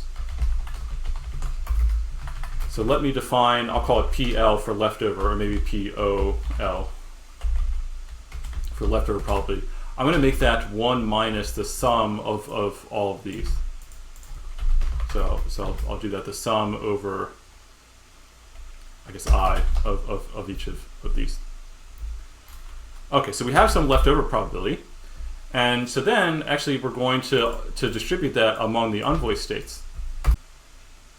So each unvoiced state gets the same probability, which is P O L over K. So we'll just distribute this extra probability mass equally amongst all the unvoiced states. All right? And of course, you could tweak these ideas a little bit, but this is the basic idea. We're trying to promote frequencies that are in the voice that are close to the yin estimates we have, and the probability is proportional to how confident we are of those estimates. And then the leftover probability just gets split among the unvoiced states so that they all sum to 1. Okay, now I'm finally ready to write this up in code. So I moved down some of the code that I had defining the state space from before. I do also additionally need to know what is the probability of staying still in voiced or unvoiced, so I'll define that here. I'm eventually also going to need that hyperparameter mu for the observation model. I'll just define that as 0.1 up here. Okay, that's great. So I have the state space. I also now need to define 2 matrices for something called the Viterbi algorithm. And these matrices are going to be set up kind of like I drew the unrolled state space here. So they're going to have 2k rows, so 1 row for each state over all voiced and unvoiced states. And they're going to have a column for each moment in time. So I have as many times as there are columns in normalized yin. And so this is step 2 here. Define Viterbi matrices. All right, so what I'm going to do is I'm going to first make a matrix called L. It's going to have 2k rows and n times columns. This is going to be a matrix of accumulated probabilities. And you'll see what I mean in a moment. I have another video I can link to where I actually talk about the correctness of this algorithm, but hopefully you'll be able to see as I do this why this Viterbi algorithm actually works. So what it's going to do is it's going to accumulate probabilities from state to state. So it's going to take the probabilities of the last state and propagate them forward based on the transition model and the observation model. That's what our goal is going to be when we implement this. We're also going to keep track of the best preceding state. So this is a matrix of best preceding state index. That is going to allow us to backtrace and actually at the end work backwards and come up with a sequence of the best state. So this is an example of a dynamic programming algorithm. If you've ever seen something like dynamic time warping, that also has backtracing in this way. Okay, great. All right, so we're just about ready to start the loop here. But as I said, I need to keep track of some accumulated probabilities. And there's a question about, well, what do I start with? And you could put a prior probability on these states. Maybe I know that Brendan is more likely to sing certain notes than other ones, so I'll just give them a higher probability to start with. But for now, I'm actually going to make them all have the same probability. And so I'm going to make this variable called L last. which is equal to, I'm just going to make it np.zeros 2 times k. We'll see in a second, I'm actually going to be dealing with log probabilities instead of probabilities, and so somehow the log of 1 is 0. I guess I could make it, really it's 1 over 2k, so I could make it 0 minus the log of 1 over 2k, but that's not going to affect anything, so I'll just start this out as zeros. Okay, just bear with me for a second. Okay, so now what we're going to do is accumulate probabilities over every time. All right, so now I want to loop through all the times, and I want to incorporate the transition model. So actually, I'm going to break this down into voice states and unvoiced states. So I'll say step 3a is update voice state probabilities. Okay. Okay, so let me explain this L matrix a little bit more, and I'll go back to our picture here. So really what we're thinking about is the L matrix at the previous column stores the highest probability over all possible state transitions that I could have taken that end on this particular state at time t minus 1. So each of these has its own little best sequence and an associated probability. And what I'm going to do is consider one more hop. So getting from t minus 1 to t, I'm going to multiply by one additional probability step based on my transition model. Actually, I can say the same thing for the states to get down here. So who knows what sequence of voiced and unvoiced states I want to, but I'm going to assume that I found the best ones to take me to that state at time t minus 1. And now I have one additional hop to make. And so I'm going to look over all of the states that could possibly transition to state j at the current time and multiply their best probability to get to where they were times the transition probability. So it's like, maybe this transition probability is definitely lower than this one, but maybe this state actually had a higher probability here than this one. And so we don't really know. It's like, how well did I do to get here versus, what is the cost of jumping here?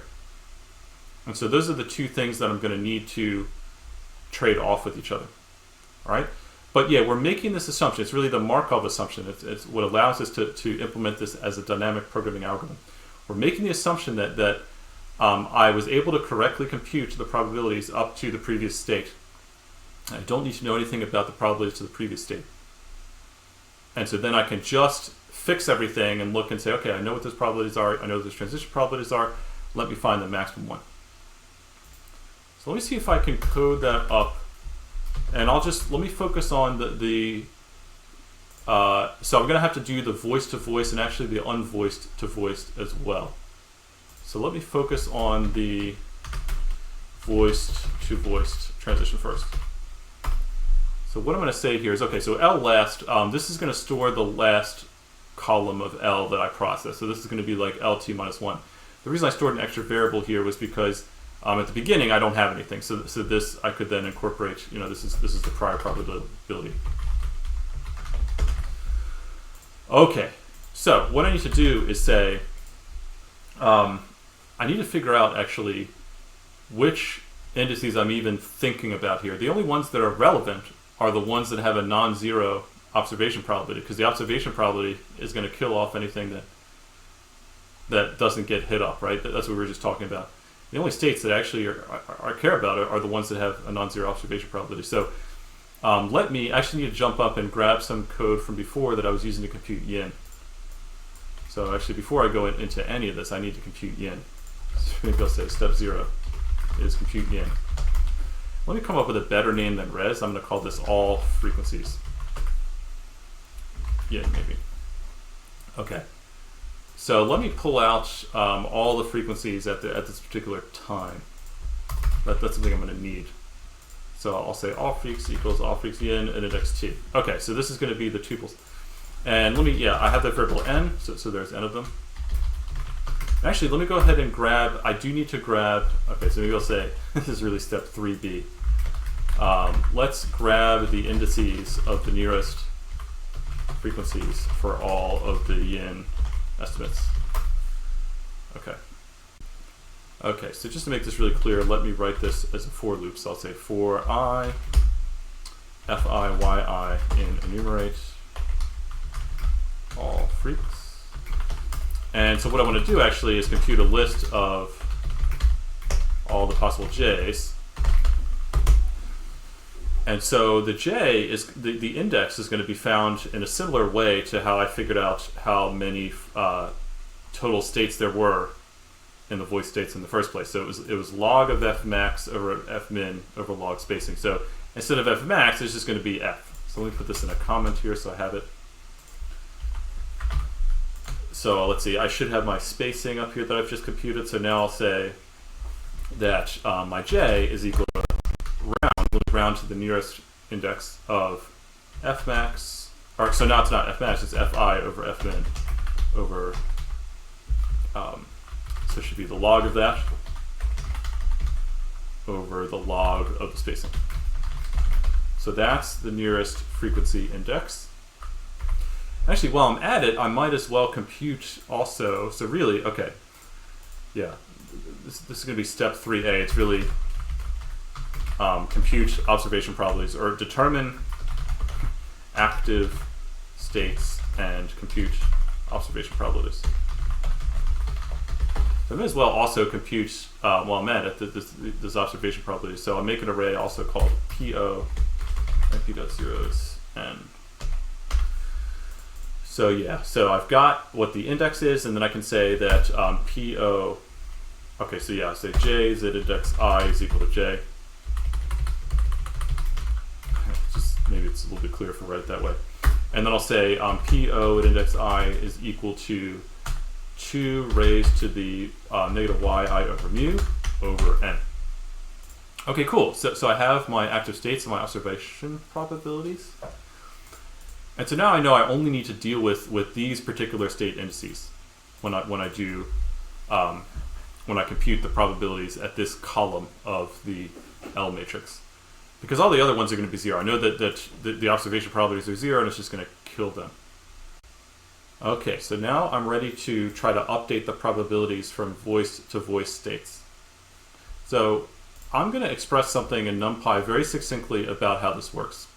If I were to write this out as a system of loops, I would say for each of these n states that I just identified, let me look at the possible states that it could have come from, and let me consider which one of those states maximizes the product of the accumulated probability to get to that state times the transition probability. So I'm looking at this one, I'm like, okay, it could have come from any of these. But which one of those actually maximizes the product of the accumulated probability and the transition probability? So I could write that as a nested loop. For each of these, loop through all these, keep track of which one achieves the max. But I can actually also express the idea in a single line of NumPy code. So what I can do is take the accumulated probabilities, which are stored in this variable L last. So for the voice states, that is the first k of them. And then I'm saying, okay, well, let's multiply those by the transition probabilities to get to the next state. And I've already actually pre-computed those transition probabilities in that matrix there. So, but I'll only take the columns that correspond to states that I can actually end up at based on what my YIN observations were. So no use considering any other states. But this is a very succinct way to look at all those possibilities. And what's going to end up happening is for each of these columns, I'm going to have the probability of getting from any particular state to one of those j's. So each j is associated to a column, and that column has the probability of all states, the accumulated probability times the transition model. Now, the one wasteful thing about this versus doing a nested loop is a lot of those transitions are going to be 0, but it's still probably going to be faster in code, and it's just very succinct to write here. So this expresses accumulated probability times transition probability only to the states that we want to end up at. And what I'll do then is just find the minimum row for each of these columns, and that'll be the probability the maximum row. I want to find the maximum probability. So maximum row for each of these is what I'm looking for. That'll tell me the best path. Okay, but there's something I should be a little bit careful about here. because I'm multiplying together a lot of really small numbers, and especially as I continue on here, this may eventually round down to 0, so we'll end up in a situation of numerical underflow. And the best way to deal with this is to use this trick where we remember that the log of a times b is equal to log of a plus log of b. And so rather than dealing with probabilities directly, we're going to deal with log probabilities. And this is a very common trick in Markov models, but also in deep learning. If you've ever seen like the softmax versus logit type, or sigmoid versus logit type thing, the sigmoid would be the probability and the logit would be the log probability. That's the same idea. So anyway, let me take that in consideration. So really this is going to be a log probability, this L last that I'm storing here. And I also need to update my transition probability matrix to be logs. And so actually I need to be a little bit more careful here, because I only want to, okay, so here's the deal. If d index, okay, so if I'm less than df, then I have a valid probability. If I'm greater than or equal to df, actually notice, if I'm equal to df, then this equation is going to be 0 here. And the log of 0 is actually negative infinity.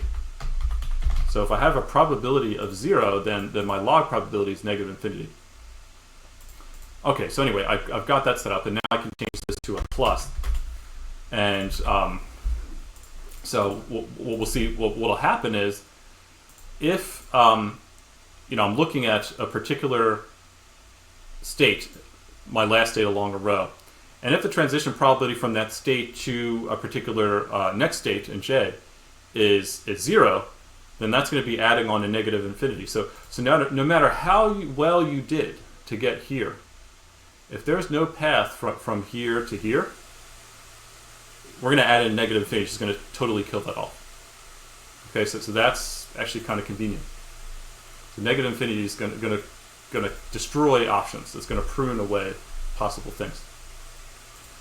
Okay, and then the last thing we need to remember here is that I am incorporating this P sub s here, the probability of staying in a voiced. So I do need to multiply that also. So what I should do then is then add the log of that onto the end. All right, so now we have all these possible probabilities. What we need to do is find the best one for each j. And as I said, that is just a matter of figuring out the max over all rows. So what I'll say here is, I'll call this LVV. That is going to be max of this probability down each row, or down all the rows for each column. So this is the best probability for each state j we can get to. All right? We also want to keep track of which state that was that we just came from, because eventually we're going to do a backtracing and try to work our way backwards and find the best sequence of states. So that's the thing I'm going to store in that matrix B. So I'll say here BVV is equal to np.argmax. BVV axis equals 0. So remember the state K that achieved this optimum. All right? Nice. Okay, good. So we got the voice. I have 3 more states to consider, but I think we got the hardest part out of the way, because now we figured out kind of this trick that we're going to use to write it. Okay, so I'm just going to do a little copy and pasting here, because I want to consider that, I was just looking at these, but maybe I could actually do a little better if I came from an unvoiced state into a voiced state. So let me consider that. So let's do unvoiced to voiced. So step 3v2. And so what this is going to look like, I'll change this to UV, unvoiced to voiced. Now I'm going to consider the last K states. Same transition probabilities, actually. And then I have log of 1 minus PS, right? Because, yeah, if you just look back up at this equation, you'll see that's the deal. So it's 1 minus PS, but otherwise the same kind of transition probability. All right, so I'm actually just about ready to record the best probability overall. So I either could have come from a voiced state or I could have come from an unvoiced state. And I'm going to record in the column of L which one was the best. So actually, though, remember, not all states I could even get to at all. So first I'll set actually all of the states at this time. I might as well do this even before I start messing with the probabilities. I'll just say all of the states at this time are negative infinity. Only until proven otherwise. Only if I was actually able to reach. And in fact, I guess I might as well, when I initialize this, I can just say negative infinity here. Okay, that's fine. Great. But some of them I can get to. And for those ones, what I'll say is, okay, so these are the voice states, 0 to k at this time. That's going to be the maximum between LVV and LUV. Okay, so for each of the states that I can actually get to, oops, let me see. I want to be a little careful here. Yeah, I want to say these are only the J's. Okay, so for the states that I could actually reach, I could either reach it from some optimal voice state, or I could reach it optimally from some unvoiced state. And then I'll also, figure out, okay, between the two, which one was it index-wise. So I'll say the best I could have come from. Let's assume that it's actually just the VVV, but I'll say, okay, anywhere that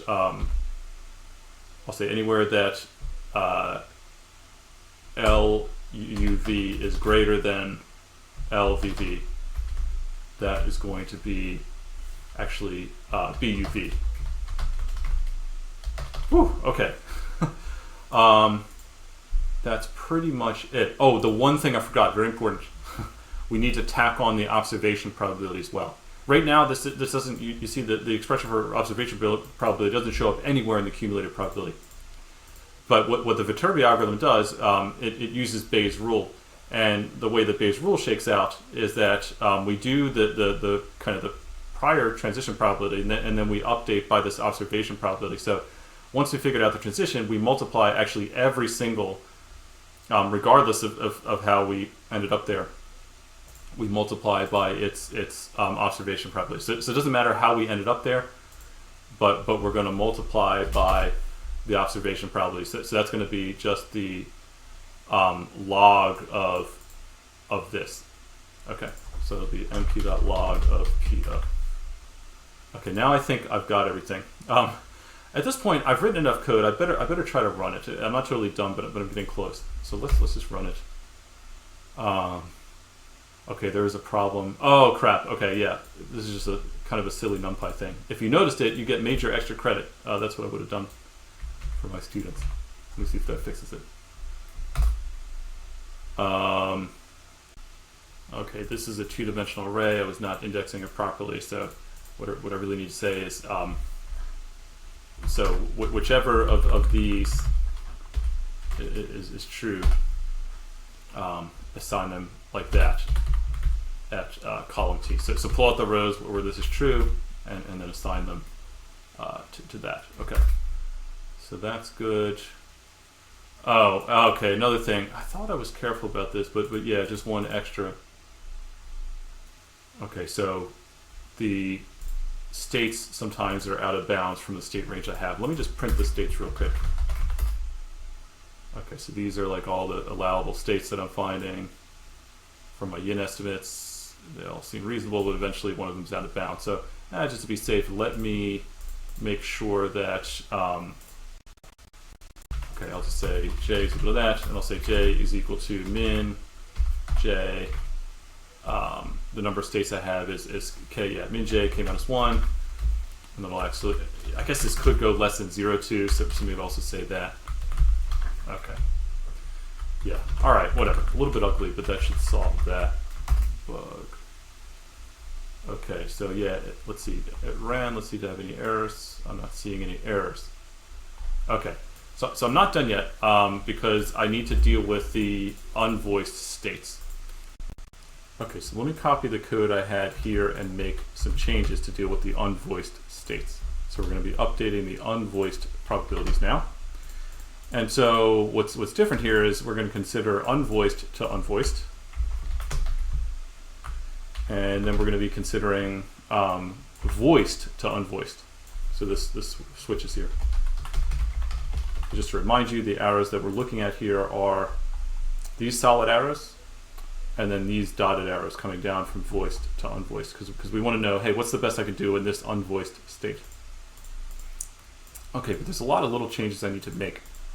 First of all, let me be very careful with the variable names. I've often found when copying and pasting code, this is a huge hazard. You got to be really careful to update all the variables, because if you leave one of the old variables in there, it'll introduce some kind of bug that often take a long time to spot.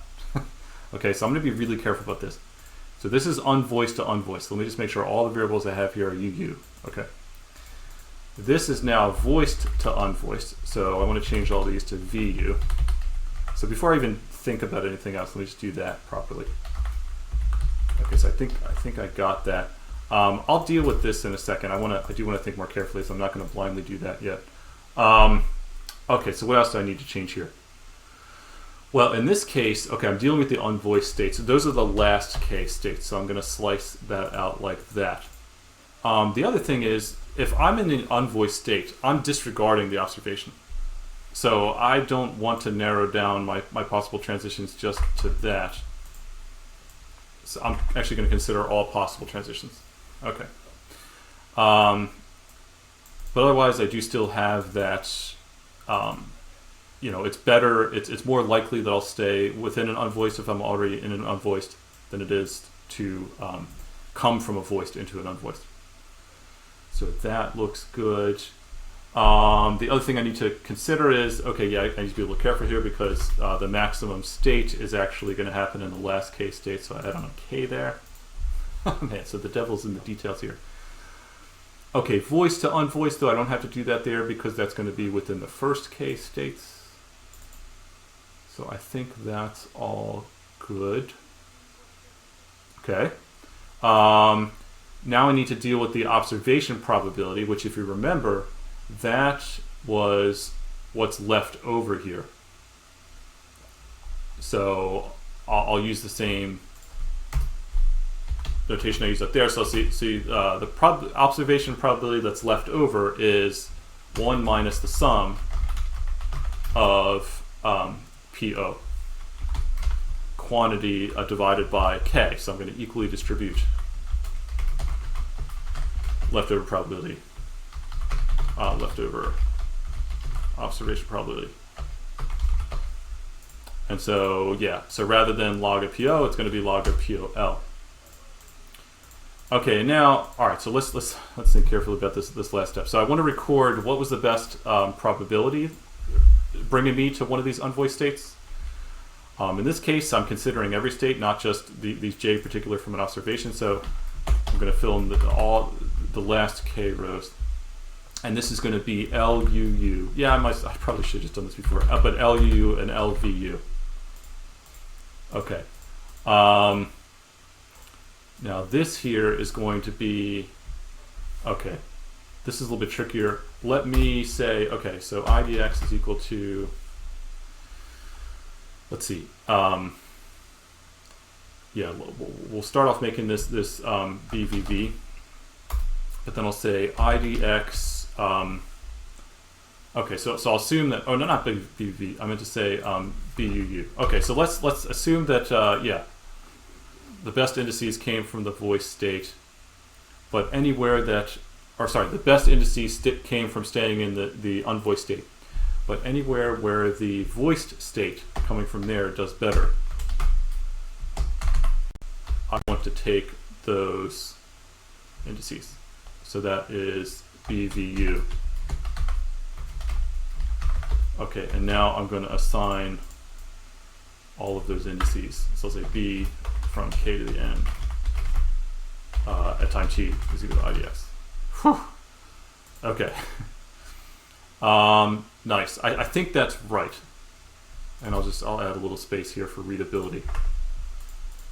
Okay, so this is remembering the stuff in the big old L matrix and the big old B matrix. What was the best probability and what was the best preceding state there. All the variables look right. We've got voiced to unvoiced, unvoiced to unvoiced. Okay. And so the last thing I can do is, all right, now I've completely filled in the teeth column of L. And so I can remember that for the next iteration. So now I'll set L last to be this column, this entire column. Okay, lots of details there. Let's see if the code even runs. Okay, the code is running. So there's the Viterbi algorithm.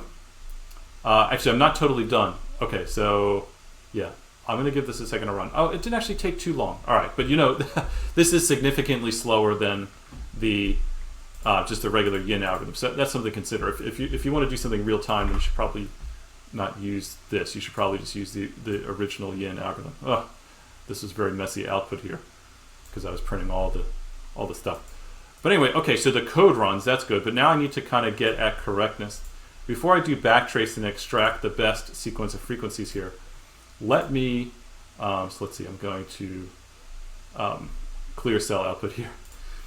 Before I go on, let me actually plot L, and let me plot B. So if I look at L, this is helpful for debugging. Okay, so it's a little hard to see. Let me do magma. But I do kind of see some of the frequency trajectories here with higher probability. What I'm not seeing though are the unvoiced states. Something I expected to see maybe a little bit more patterns down here. What if let's see if I hone in on just those last rows. No, this seems a little suspect. Okay, so let me have a look at this for a second. Okay, I found one mistake here. So this here should actually be from 0 to k. Because when I'm going from voiced to unvoiced, I'm coming from the first k states. So it's kind of the reverse of what it is here. Voice to voice is 0 to k, and then coming from unvoiced to voice was k to the end. Here, unvoiced to unvoiced is k to the end, and voice to unvoiced is 0 to k. Okay, great. So that was a problem. And now when I have a look at this, I do see a little bit more going on when I plot the B than I did before. But it looks like, so this is the B on the bottom, it looks like the B is still all zeros for the first k state. So yeah, it's telling me that the preceding state is always 0 for the first k states, and that's just not right. So there's probably at least one more bug lurking here. Let me see if I can find it. I think I found the other bug. So, okay, it's a similar idea actually. When I'm looking at the unvoiced to voice transitions, I need to add k because I'm in the last k. Okay. Once I did that, I got something that looked a little more reasonable. I can see that the states are not all 0 in the beginning. Actually, it's a little bit hard to see. Let me zoom in a little bit on this here. So I'll take all the rows, but let me just look at maybe at the first 800 columns in each of these. And let's see what we see. Okay, yeah, this is starting to look a lot better. So now I'm starting to see some patterns. So it looks like some non-zero probability trajectories through the top here. Yeah, I think before when I had this mistake, I just wasn't allowing you to ever come from an unvoiced state back into a voiced state, and that was just totally killing the voiced probabilities. Okay. Okay, there's one more thing I need to do to turn this into an actual frequency trajectory like I'd done before with YIN. So if you remember, with YIN, I was very greedy and I just took the maximum probability each time. So where was it? It was right, or actually, yeah, not the maximum probability, but the minimum YIN shift. So that was really easy. But now instead what we're doing is we're filling in these dynamic programming matrices. And what we need to do is backtrace through them to find the best possible sequence of states over all possible sequence of states.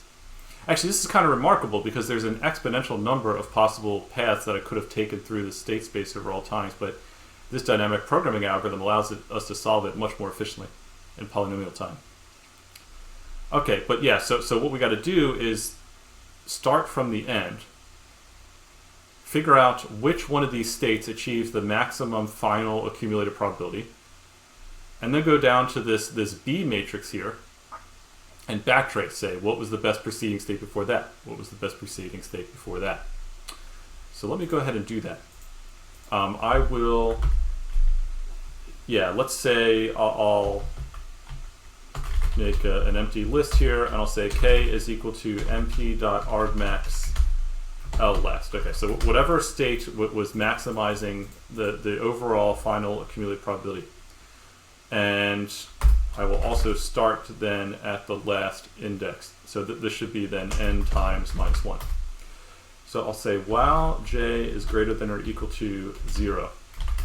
Let's go ahead and add on the frequency that we're looking at, the frequency index.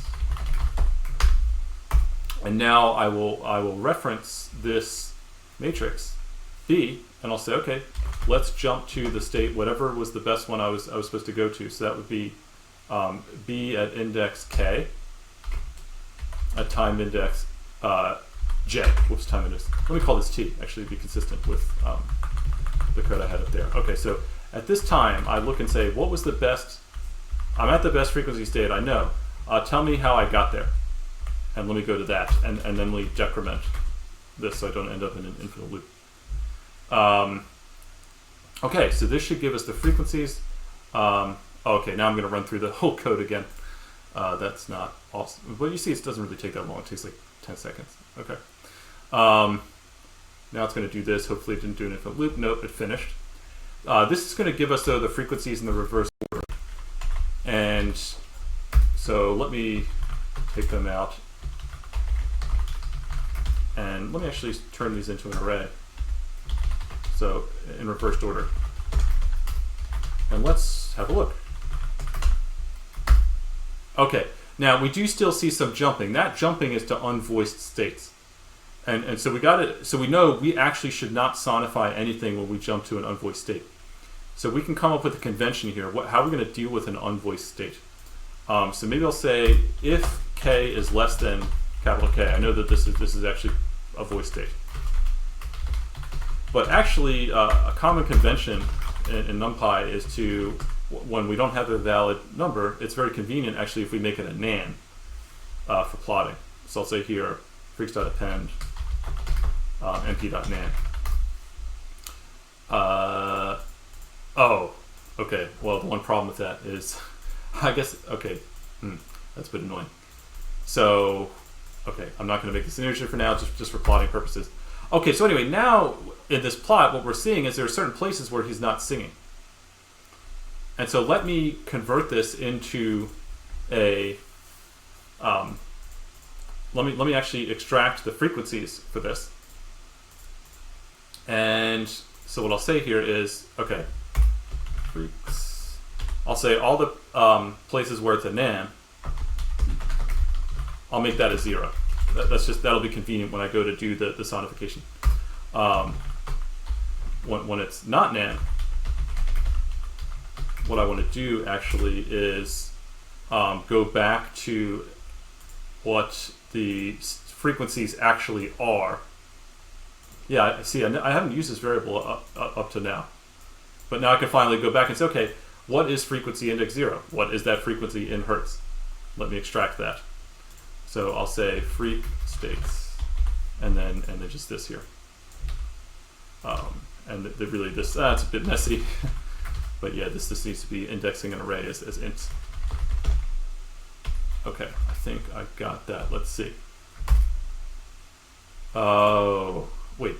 Freak states? No, F states. Okay. F states. Okay, let's see.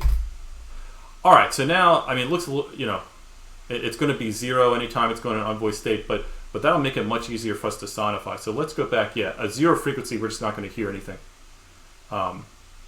So let's go back to what we were doing, sonifying this. And yeah, I guess I can do the same thing with the RMS that I was doing before. I do have to, yeah, so I have my new frequency estimates now. Before I just got them very greedily, but now I'm doing this dynamic programming method instead. By the way, those are often two opposing methods in algorithm design. Are you going to be greedy, or are you going to do a dynamic programming? And so I'm showing you both here. All right, so we got this frequency trajectory. Let's try to sonify it. And then we'll compare it.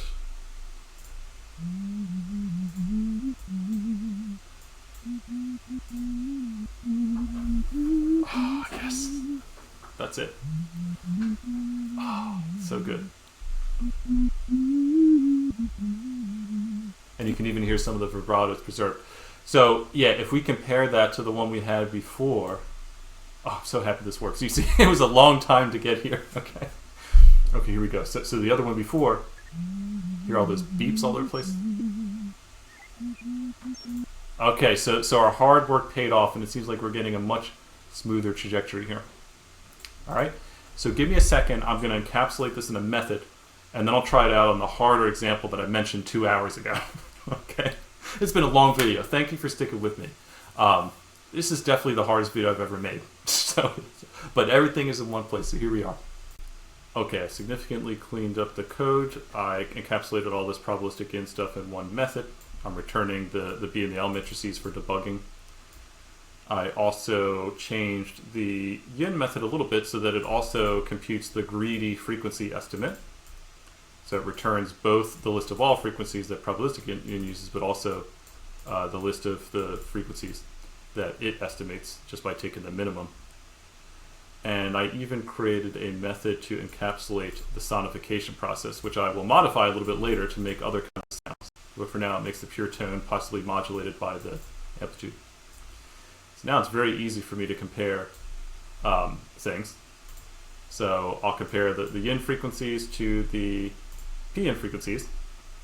When I plot them, so here in orange is the P, and then actually maybe I'll do, just so we can see where they're overlaid.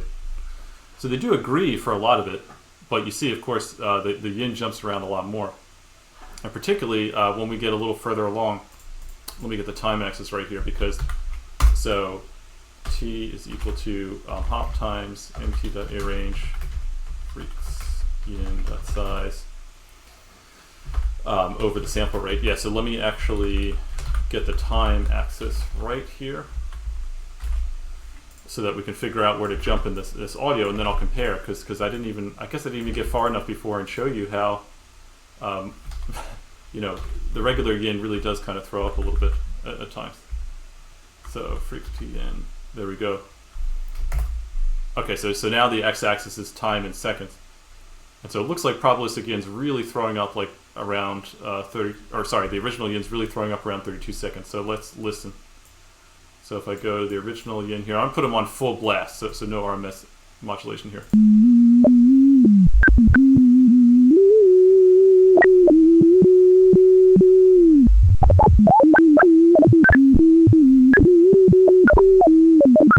Okay, so rated the most exciting part, the chorus, yin is jumping all over the place. What about probabilistic yin? That's what I'm talking about.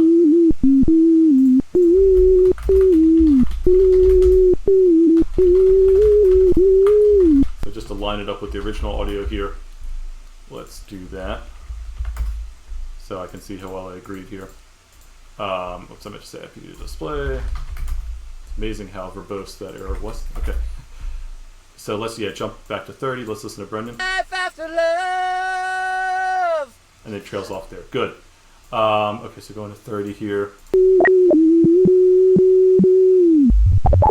So it really has trouble when he trails off because it doesn't know what to do with the quiet.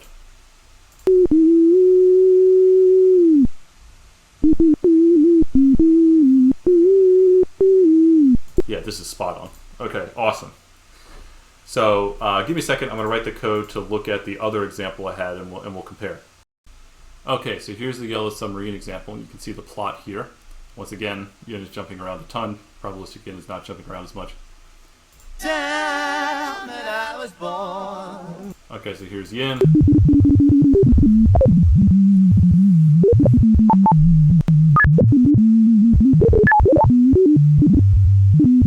Okay, so jumping all over the place, we can hear some octave errors. Let's listen to probabilistic yin.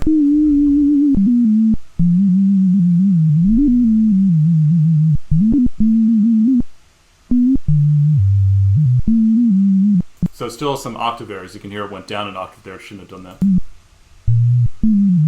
Did it again. So it is a lot smoother, but there are octave errors in this particular example. And that kind of makes sense because, you know, there's not just one voice here. So the harmonization is going to throw it off. So I'm not that surprised to hear that. So generally, you should only use this technique with a single voice. You should do some kind of demixing first, or just hopefully have the stem available of only the voice or a single instrument that you're trying to track. Okay, there's one more thing I'd like to go over before we move to applications. Looking at how PYIN works, it requires all the audio up front because it has to create this dynamic programming matrix and then do backtracing. So we need to fill in the whole thing before we know where to start at the end and then trace all the way back through. So this would not work real time. But there is a hybrid, greedy dynamic programming approach that we could do called a Bayes filter instead of this Viterbi algorithm. So what I'll do is I'll pass along a parameter here called is causal. And by default, I'll say false. So it's going to do the Viterbi algorithm. But if it's true, I'll do something else. So if false, do Viterbi. But if true, do something called a Bayes filter. And so a Bayes filter cannot use the future information at all. Instead, what's going to happen is, so what I'll do is I'll declare the frequencies ahead of time. And I will only, so I'll say if not is causal. So I'm only going to do this backtracing if this is not causal. But if it is causal, what I'm going to do is once I figure out what the optimal state is at this particular time, I'm going to be greedy. So I'll say if is causal. I'm just going to pick the state at this time that maximizes the probability. So I'm going to say freaks.append np.argmax left. And it's as simple as that. So rather than waiting until I accumulate the probabilities all the way to the end, I say, hey, okay, I've accumulated probabilities up to this point. What's the best state at this point? And I'm just going to pick it, and that's it. So I wouldn't expect this to do as well because it doesn't have future information that might improve retrospectively a little bit my estimates. But let's see how we do here. So yeah, I'll do the same thing here. I should do this whole thing where I append a nan. Okay, so let me just clean this code up for a second. Okay, so I condensed this code a little bit, kind of combine the two cases with populating this frequencies array. And I'm still, everything is a nan. If it happens to be unvoiced, that makes it easier when I'm plotting so the stuff doesn't actually show up. Matplotlib doesn't plot nan, so it makes it nice. It'll just keep a gap there. But anyway, so when I look at the Cher example, the results are pretty similar. Let me jump to that really troubled spot. I mean, I can already see it in the plot, that this green dashed line agrees very, very closely with the orange line there for the non-causal version with Viterbi. So if I jump to the trouble spot,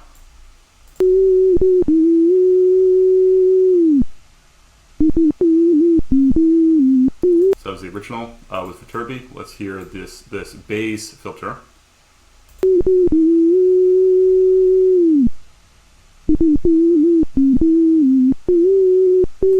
Okay, yeah, so that's pretty similar. I did see a deviation when I did this on the yellow submarine example there. You can see the green, it doesn't look quite as good even just right at the beginning there. So let me show you. So here's the Viterbi.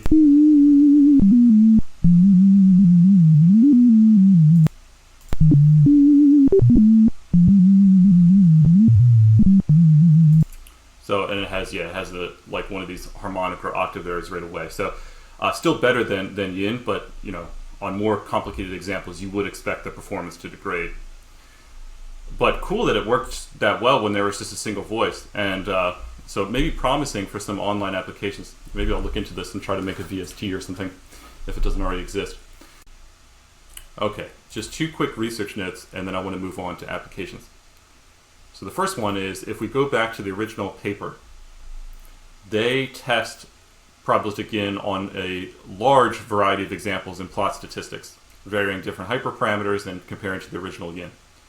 So these days, it's really not enough to just try it on a couple examples and say, yeah, it seems like it's kind of working. You really need to evaluate this stuff rigorously across a wide variety of data.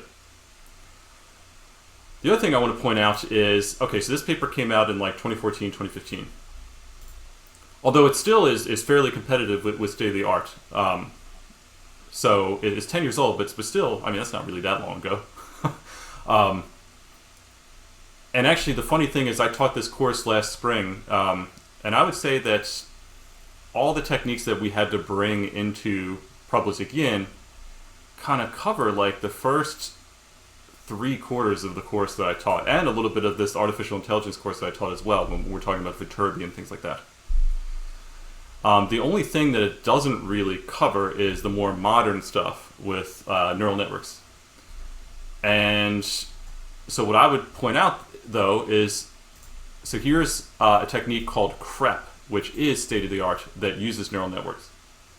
But if I look for the term Viterbi, you see there is actually Viterbi. By default, Torch CREP uses Viterbi coding. It turns out the only difference between the state-of-the-art technique and what I showed you with Probabilistic Yin is basically that instead of using yin as the observation function, they use something that comes out of a convolutional neural network that got trained. So basically you could throw away the first hour of my video where I talked about yin and replace that with a convolutional neural network, but then a lot of the video would be very similar. So I just want to say, like, a lot of people will be quick to dismiss some of these classical techniques, but they're still very useful. Not only might they be competitive, and actually a lot of times more convenient because you don't have to train a network and deal with this bulky thing, but oftentimes you can use them in tandem with the more modern techniques, and they really help you. So good to know your classical stuff, and regardless, it's just fun, and it's nice to be able to code this up, a hand-crafted technique that I didn't need to train any data on. I was able to just do it all in one fell swoop. So I find that really enjoyable. I find that workflow really enjoyable. I hope you enjoyed it as well. Okay, but let's move on to some applications now. So we have this fundamental frequency system, and I told you that there's a lot of applications. You know, I outlined them at the beginning. I want to focus a little bit on some of the music making applications right now, and particularly I'm gonna make an autotuner. But let me start with something a little bit simpler, which is, let me spice up the sonification I've been doing a little bit. So if I take this sonification method that I have, wherever that was, let me modify that. Okay, give me a second, I'll grab that method. Alright, so here's the method. And right now it's just doing a pure tone. But I'm going to spice this up by turning it into a basic FM synthesizer. I'll link to another video where I talk more about this, but there's two parameters I'm really going to focus on here. One is this envelope index, and the other one is this ratio. And okay, so maybe by default I'll set this as 1 and 1, and we'll just see if how much that affects the sound. So actually now I'm going to reorganize things a little bit because I want this RMS amplitude actually to be part of an envelope. So before I set this sinusoid up, let me compute this as an envelope here. So maybe by default I'll say, maybe there is no envelope, or it's just all ones. But I'll say, if you choose to use the RMS, let's make this an envelope. So really I'm just going to rename some variables here, because I'm going to say, okay, the amplitude is that. And I'm going to say, I'm going to clamp the frequencies that way. I'm going to clamp the amplitude that way. Okay, nothing should have changed yet. Let me just verify this. I'm just going to change the name of the method down here. Okay, so that's a boring version. But yeah, let's spice this up a little bit. So what we can do is, on the inside, add another sinusoid. So remember, FM synthesis is like sinusoid inception. It's a sinusoid within another sinusoid. And it's going to be that sinusoid times the this ratio times, or I guess you call it the modulation index, times the amplitude times another cosine on the inside, 2 pi phase times this ratio. Okay. So let me actually, let's see. So to disable this, I would just say I equals 0. So I want to hear right next to each other the original boring one. And let's hear what happens when I do the modulation index. So I'll put it up at 1. So here it already has a lot more character. If I really dial that up.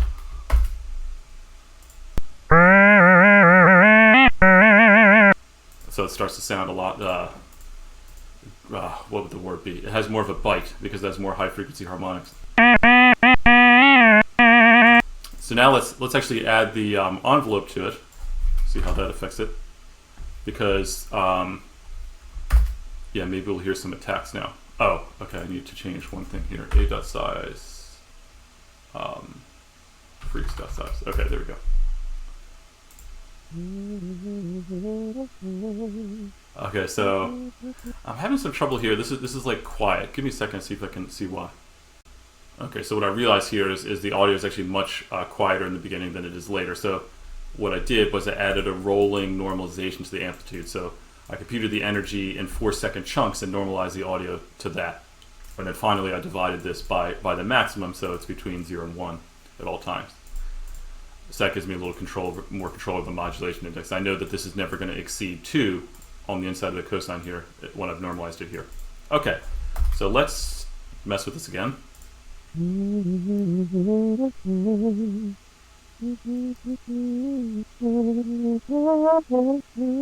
So what's really cool is you can definitely hear the vibrato. Let me move up the modulation index here again. So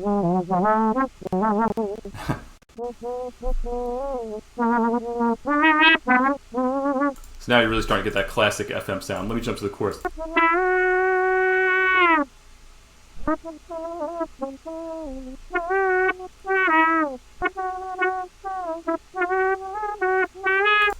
Okay, and let me change the ratio actually let me really move this modulation index up for a second. Okay,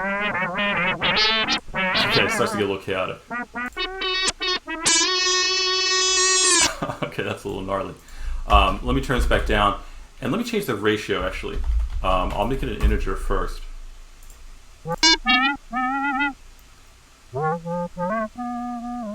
So this is going to mess with the harmonics.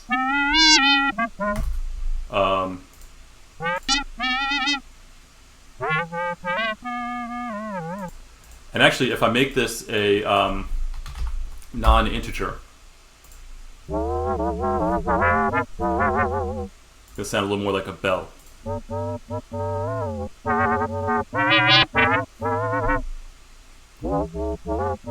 So I don't know, maybe that's something you want in your life.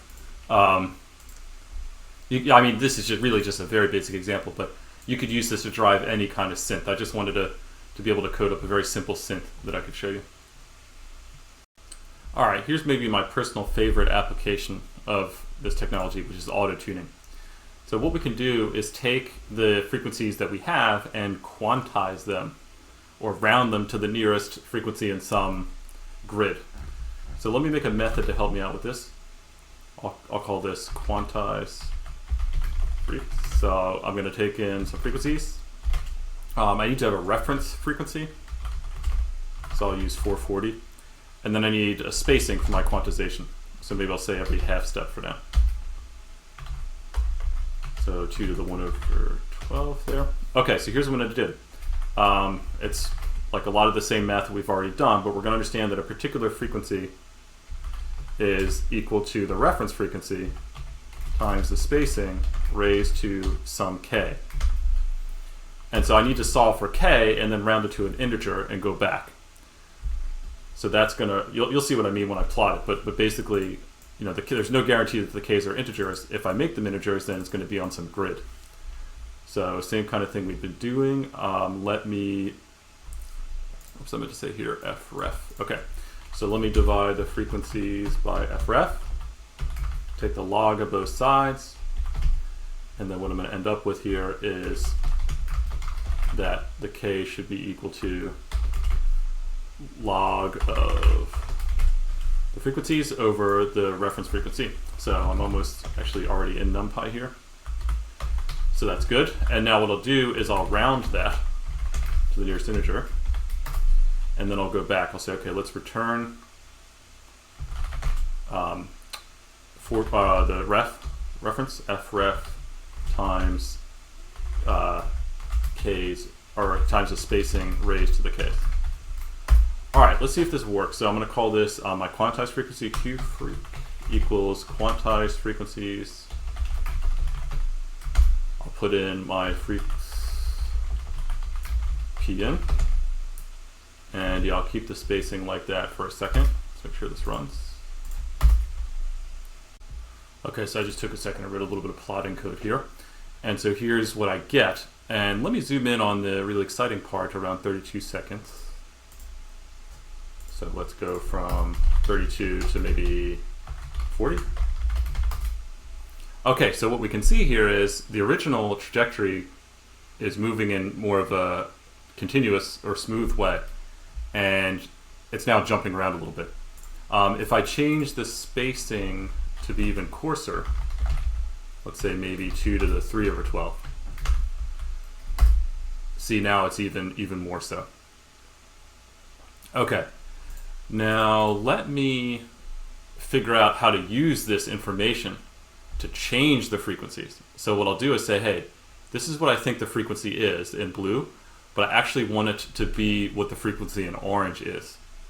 So I need to modify the frequency by a ratio here. So I'm going to compute the ratio as, actually I'll just do it all up here.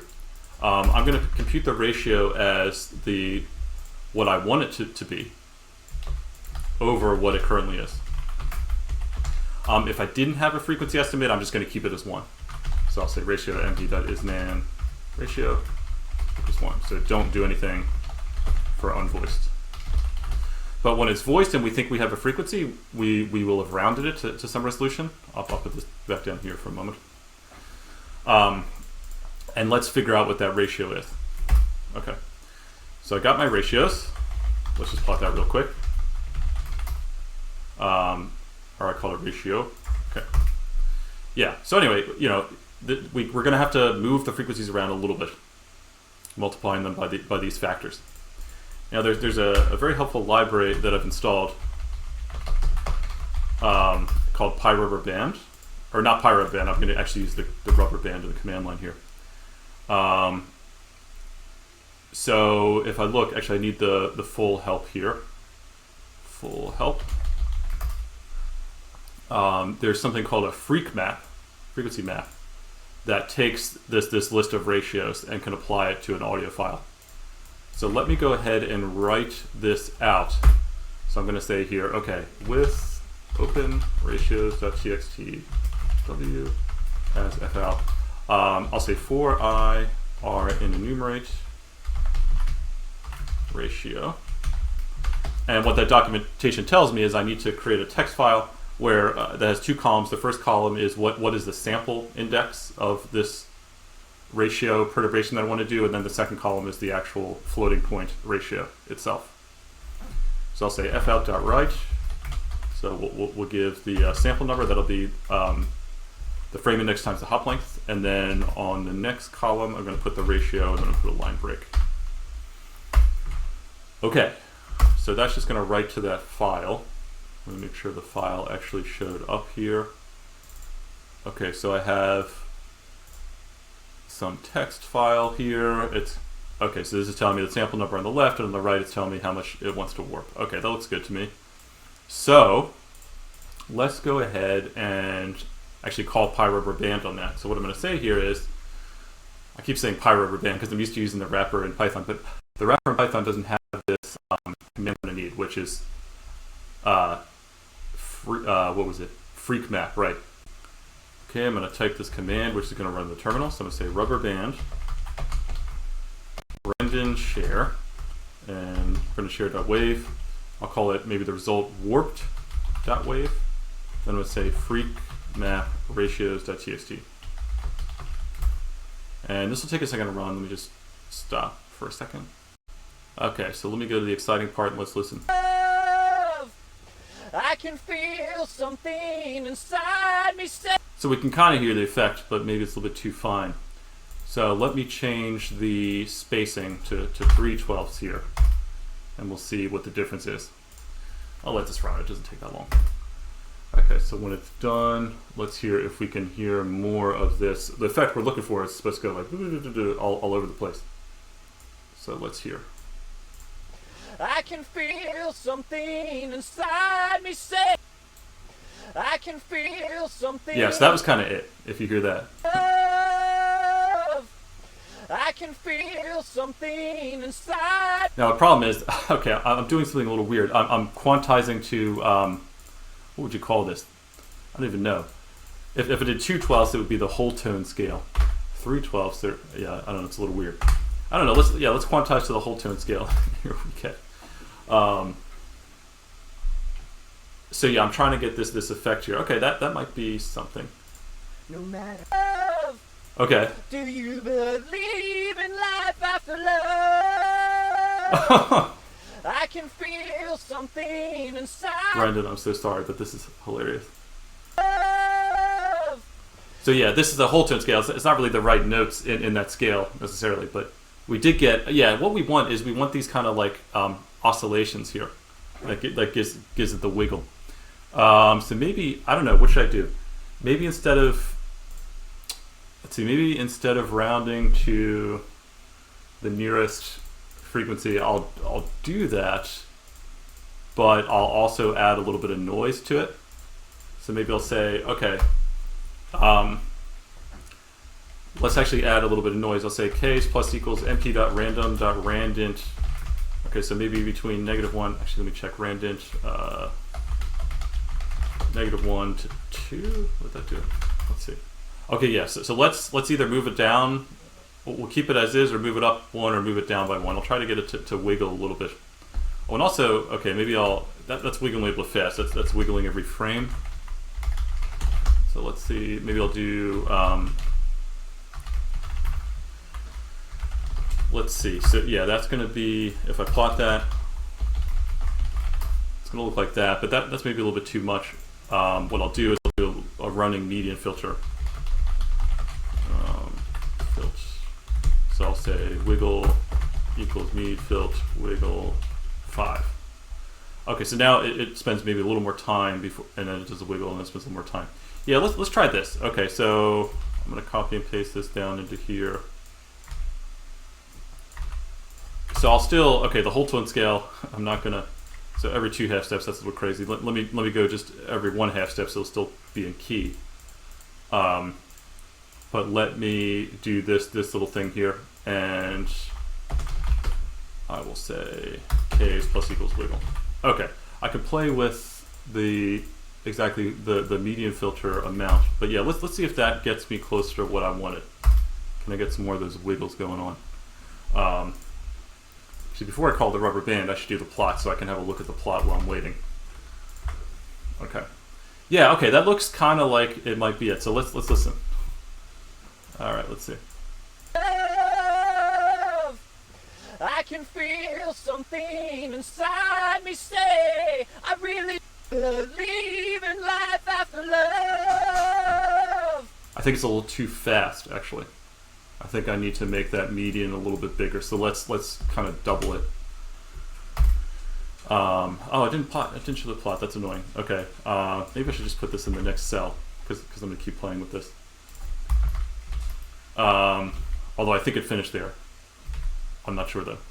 Wait, no, I don't want to put that in the next cell. I need to plot it. Okay, chicken and egg. Okay, hang on. so I got, okay, trying to do a longer one of these. Actually, let's really bump it up to 3 times. Let's see if that makes a difference. Okay, yeah, so I see I hold some of the notes a little bit longer now at whatever they were quantized to. So let's hear if I can get the effect. Do you believe in life after love?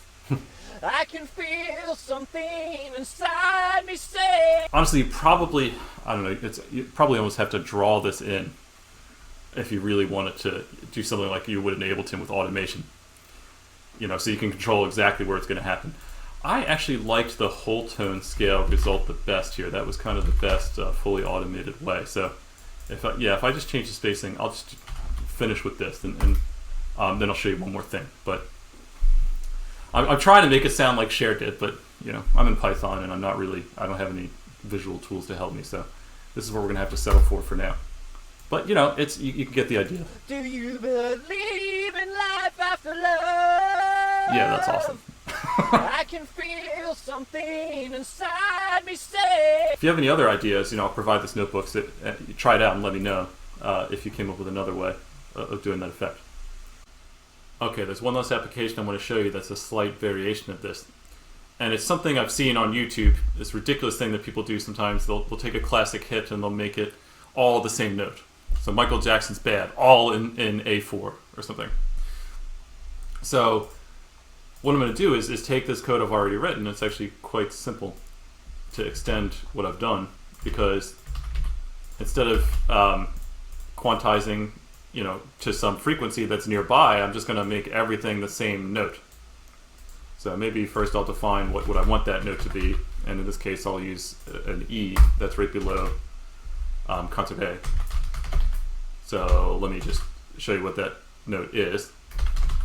So I'll say y is equal to mp.cosine. I'll give you a pure tone at that so we can have a reference for what we're looking for. Let's listen to that. Okay, so everything should sound like this. Alright, so let's listen to that. And so I'm going to replace that quantize, which is F. The constant the whole way through. And okay, so I'll tell you as this is computing, if we look at the original fundamental frequency plot for this example, we will see that towards the beginning, he is at a lower note.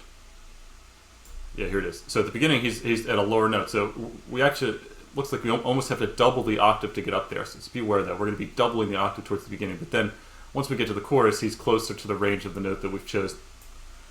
So when I listen to this, here's what I hear. Actually, let me play the reference again. Oh, and actually, I find this is actually a pretty good way to debug your fundamental frequency tracking algorithm. This is a good way to sonify the mistakes, because we should hear the same note the whole time, and if we don't, that means that there was a mistake in the tracking. So, okay, so it is kind of that note. You keep pushing me aside and I can't break through. So when he goes up in pitch, it doesn't have to shift as much, so he sounds less like a chipmunk. So we're that note the whole time. So sad that you're leaving. It takes time to believe. But after all we said, wait for it. Well, you're gonna be the lonely one. Do you believe in life after love? I can feel something inside me say, I really don't think I'm strong enough, no. Yep, that's it, right? So now you can make those videos on YouTube if you'd like. What I would recommend doing if you wanted to try that would actually be to just take out the vocals or whatever, a single instrument, and compute the fundamental frequency of that, because otherwise it'll get really mixed up. All right, we finally made it to the end. Let's everybody take a deep breath. Thank you so much for watching. It was a real pleasure to make this. I really enjoyed it. I hope you enjoyed it as much as I did. Please let me know in the comments what your thoughts are. And also let me know if there's any other topics you'd like me to cover. I'm going to be going over a whole bunch of, I already have a list of things I'd like to do, but I'm certainly happy to adapt to whatever other people want. I'm going to be biased a little bit more towards, maybe not 2 hours, but like slightly longer videos than I used to make for my classes. So I can do anything from music to graphics, shape analysis, signal processing, just general applied math and computer science topics. So anyway, thank you for watching. Thank you so much. And enjoy the rest of your day, and enjoy making things with this if you do so. And please share if you do. Thank you. Bye.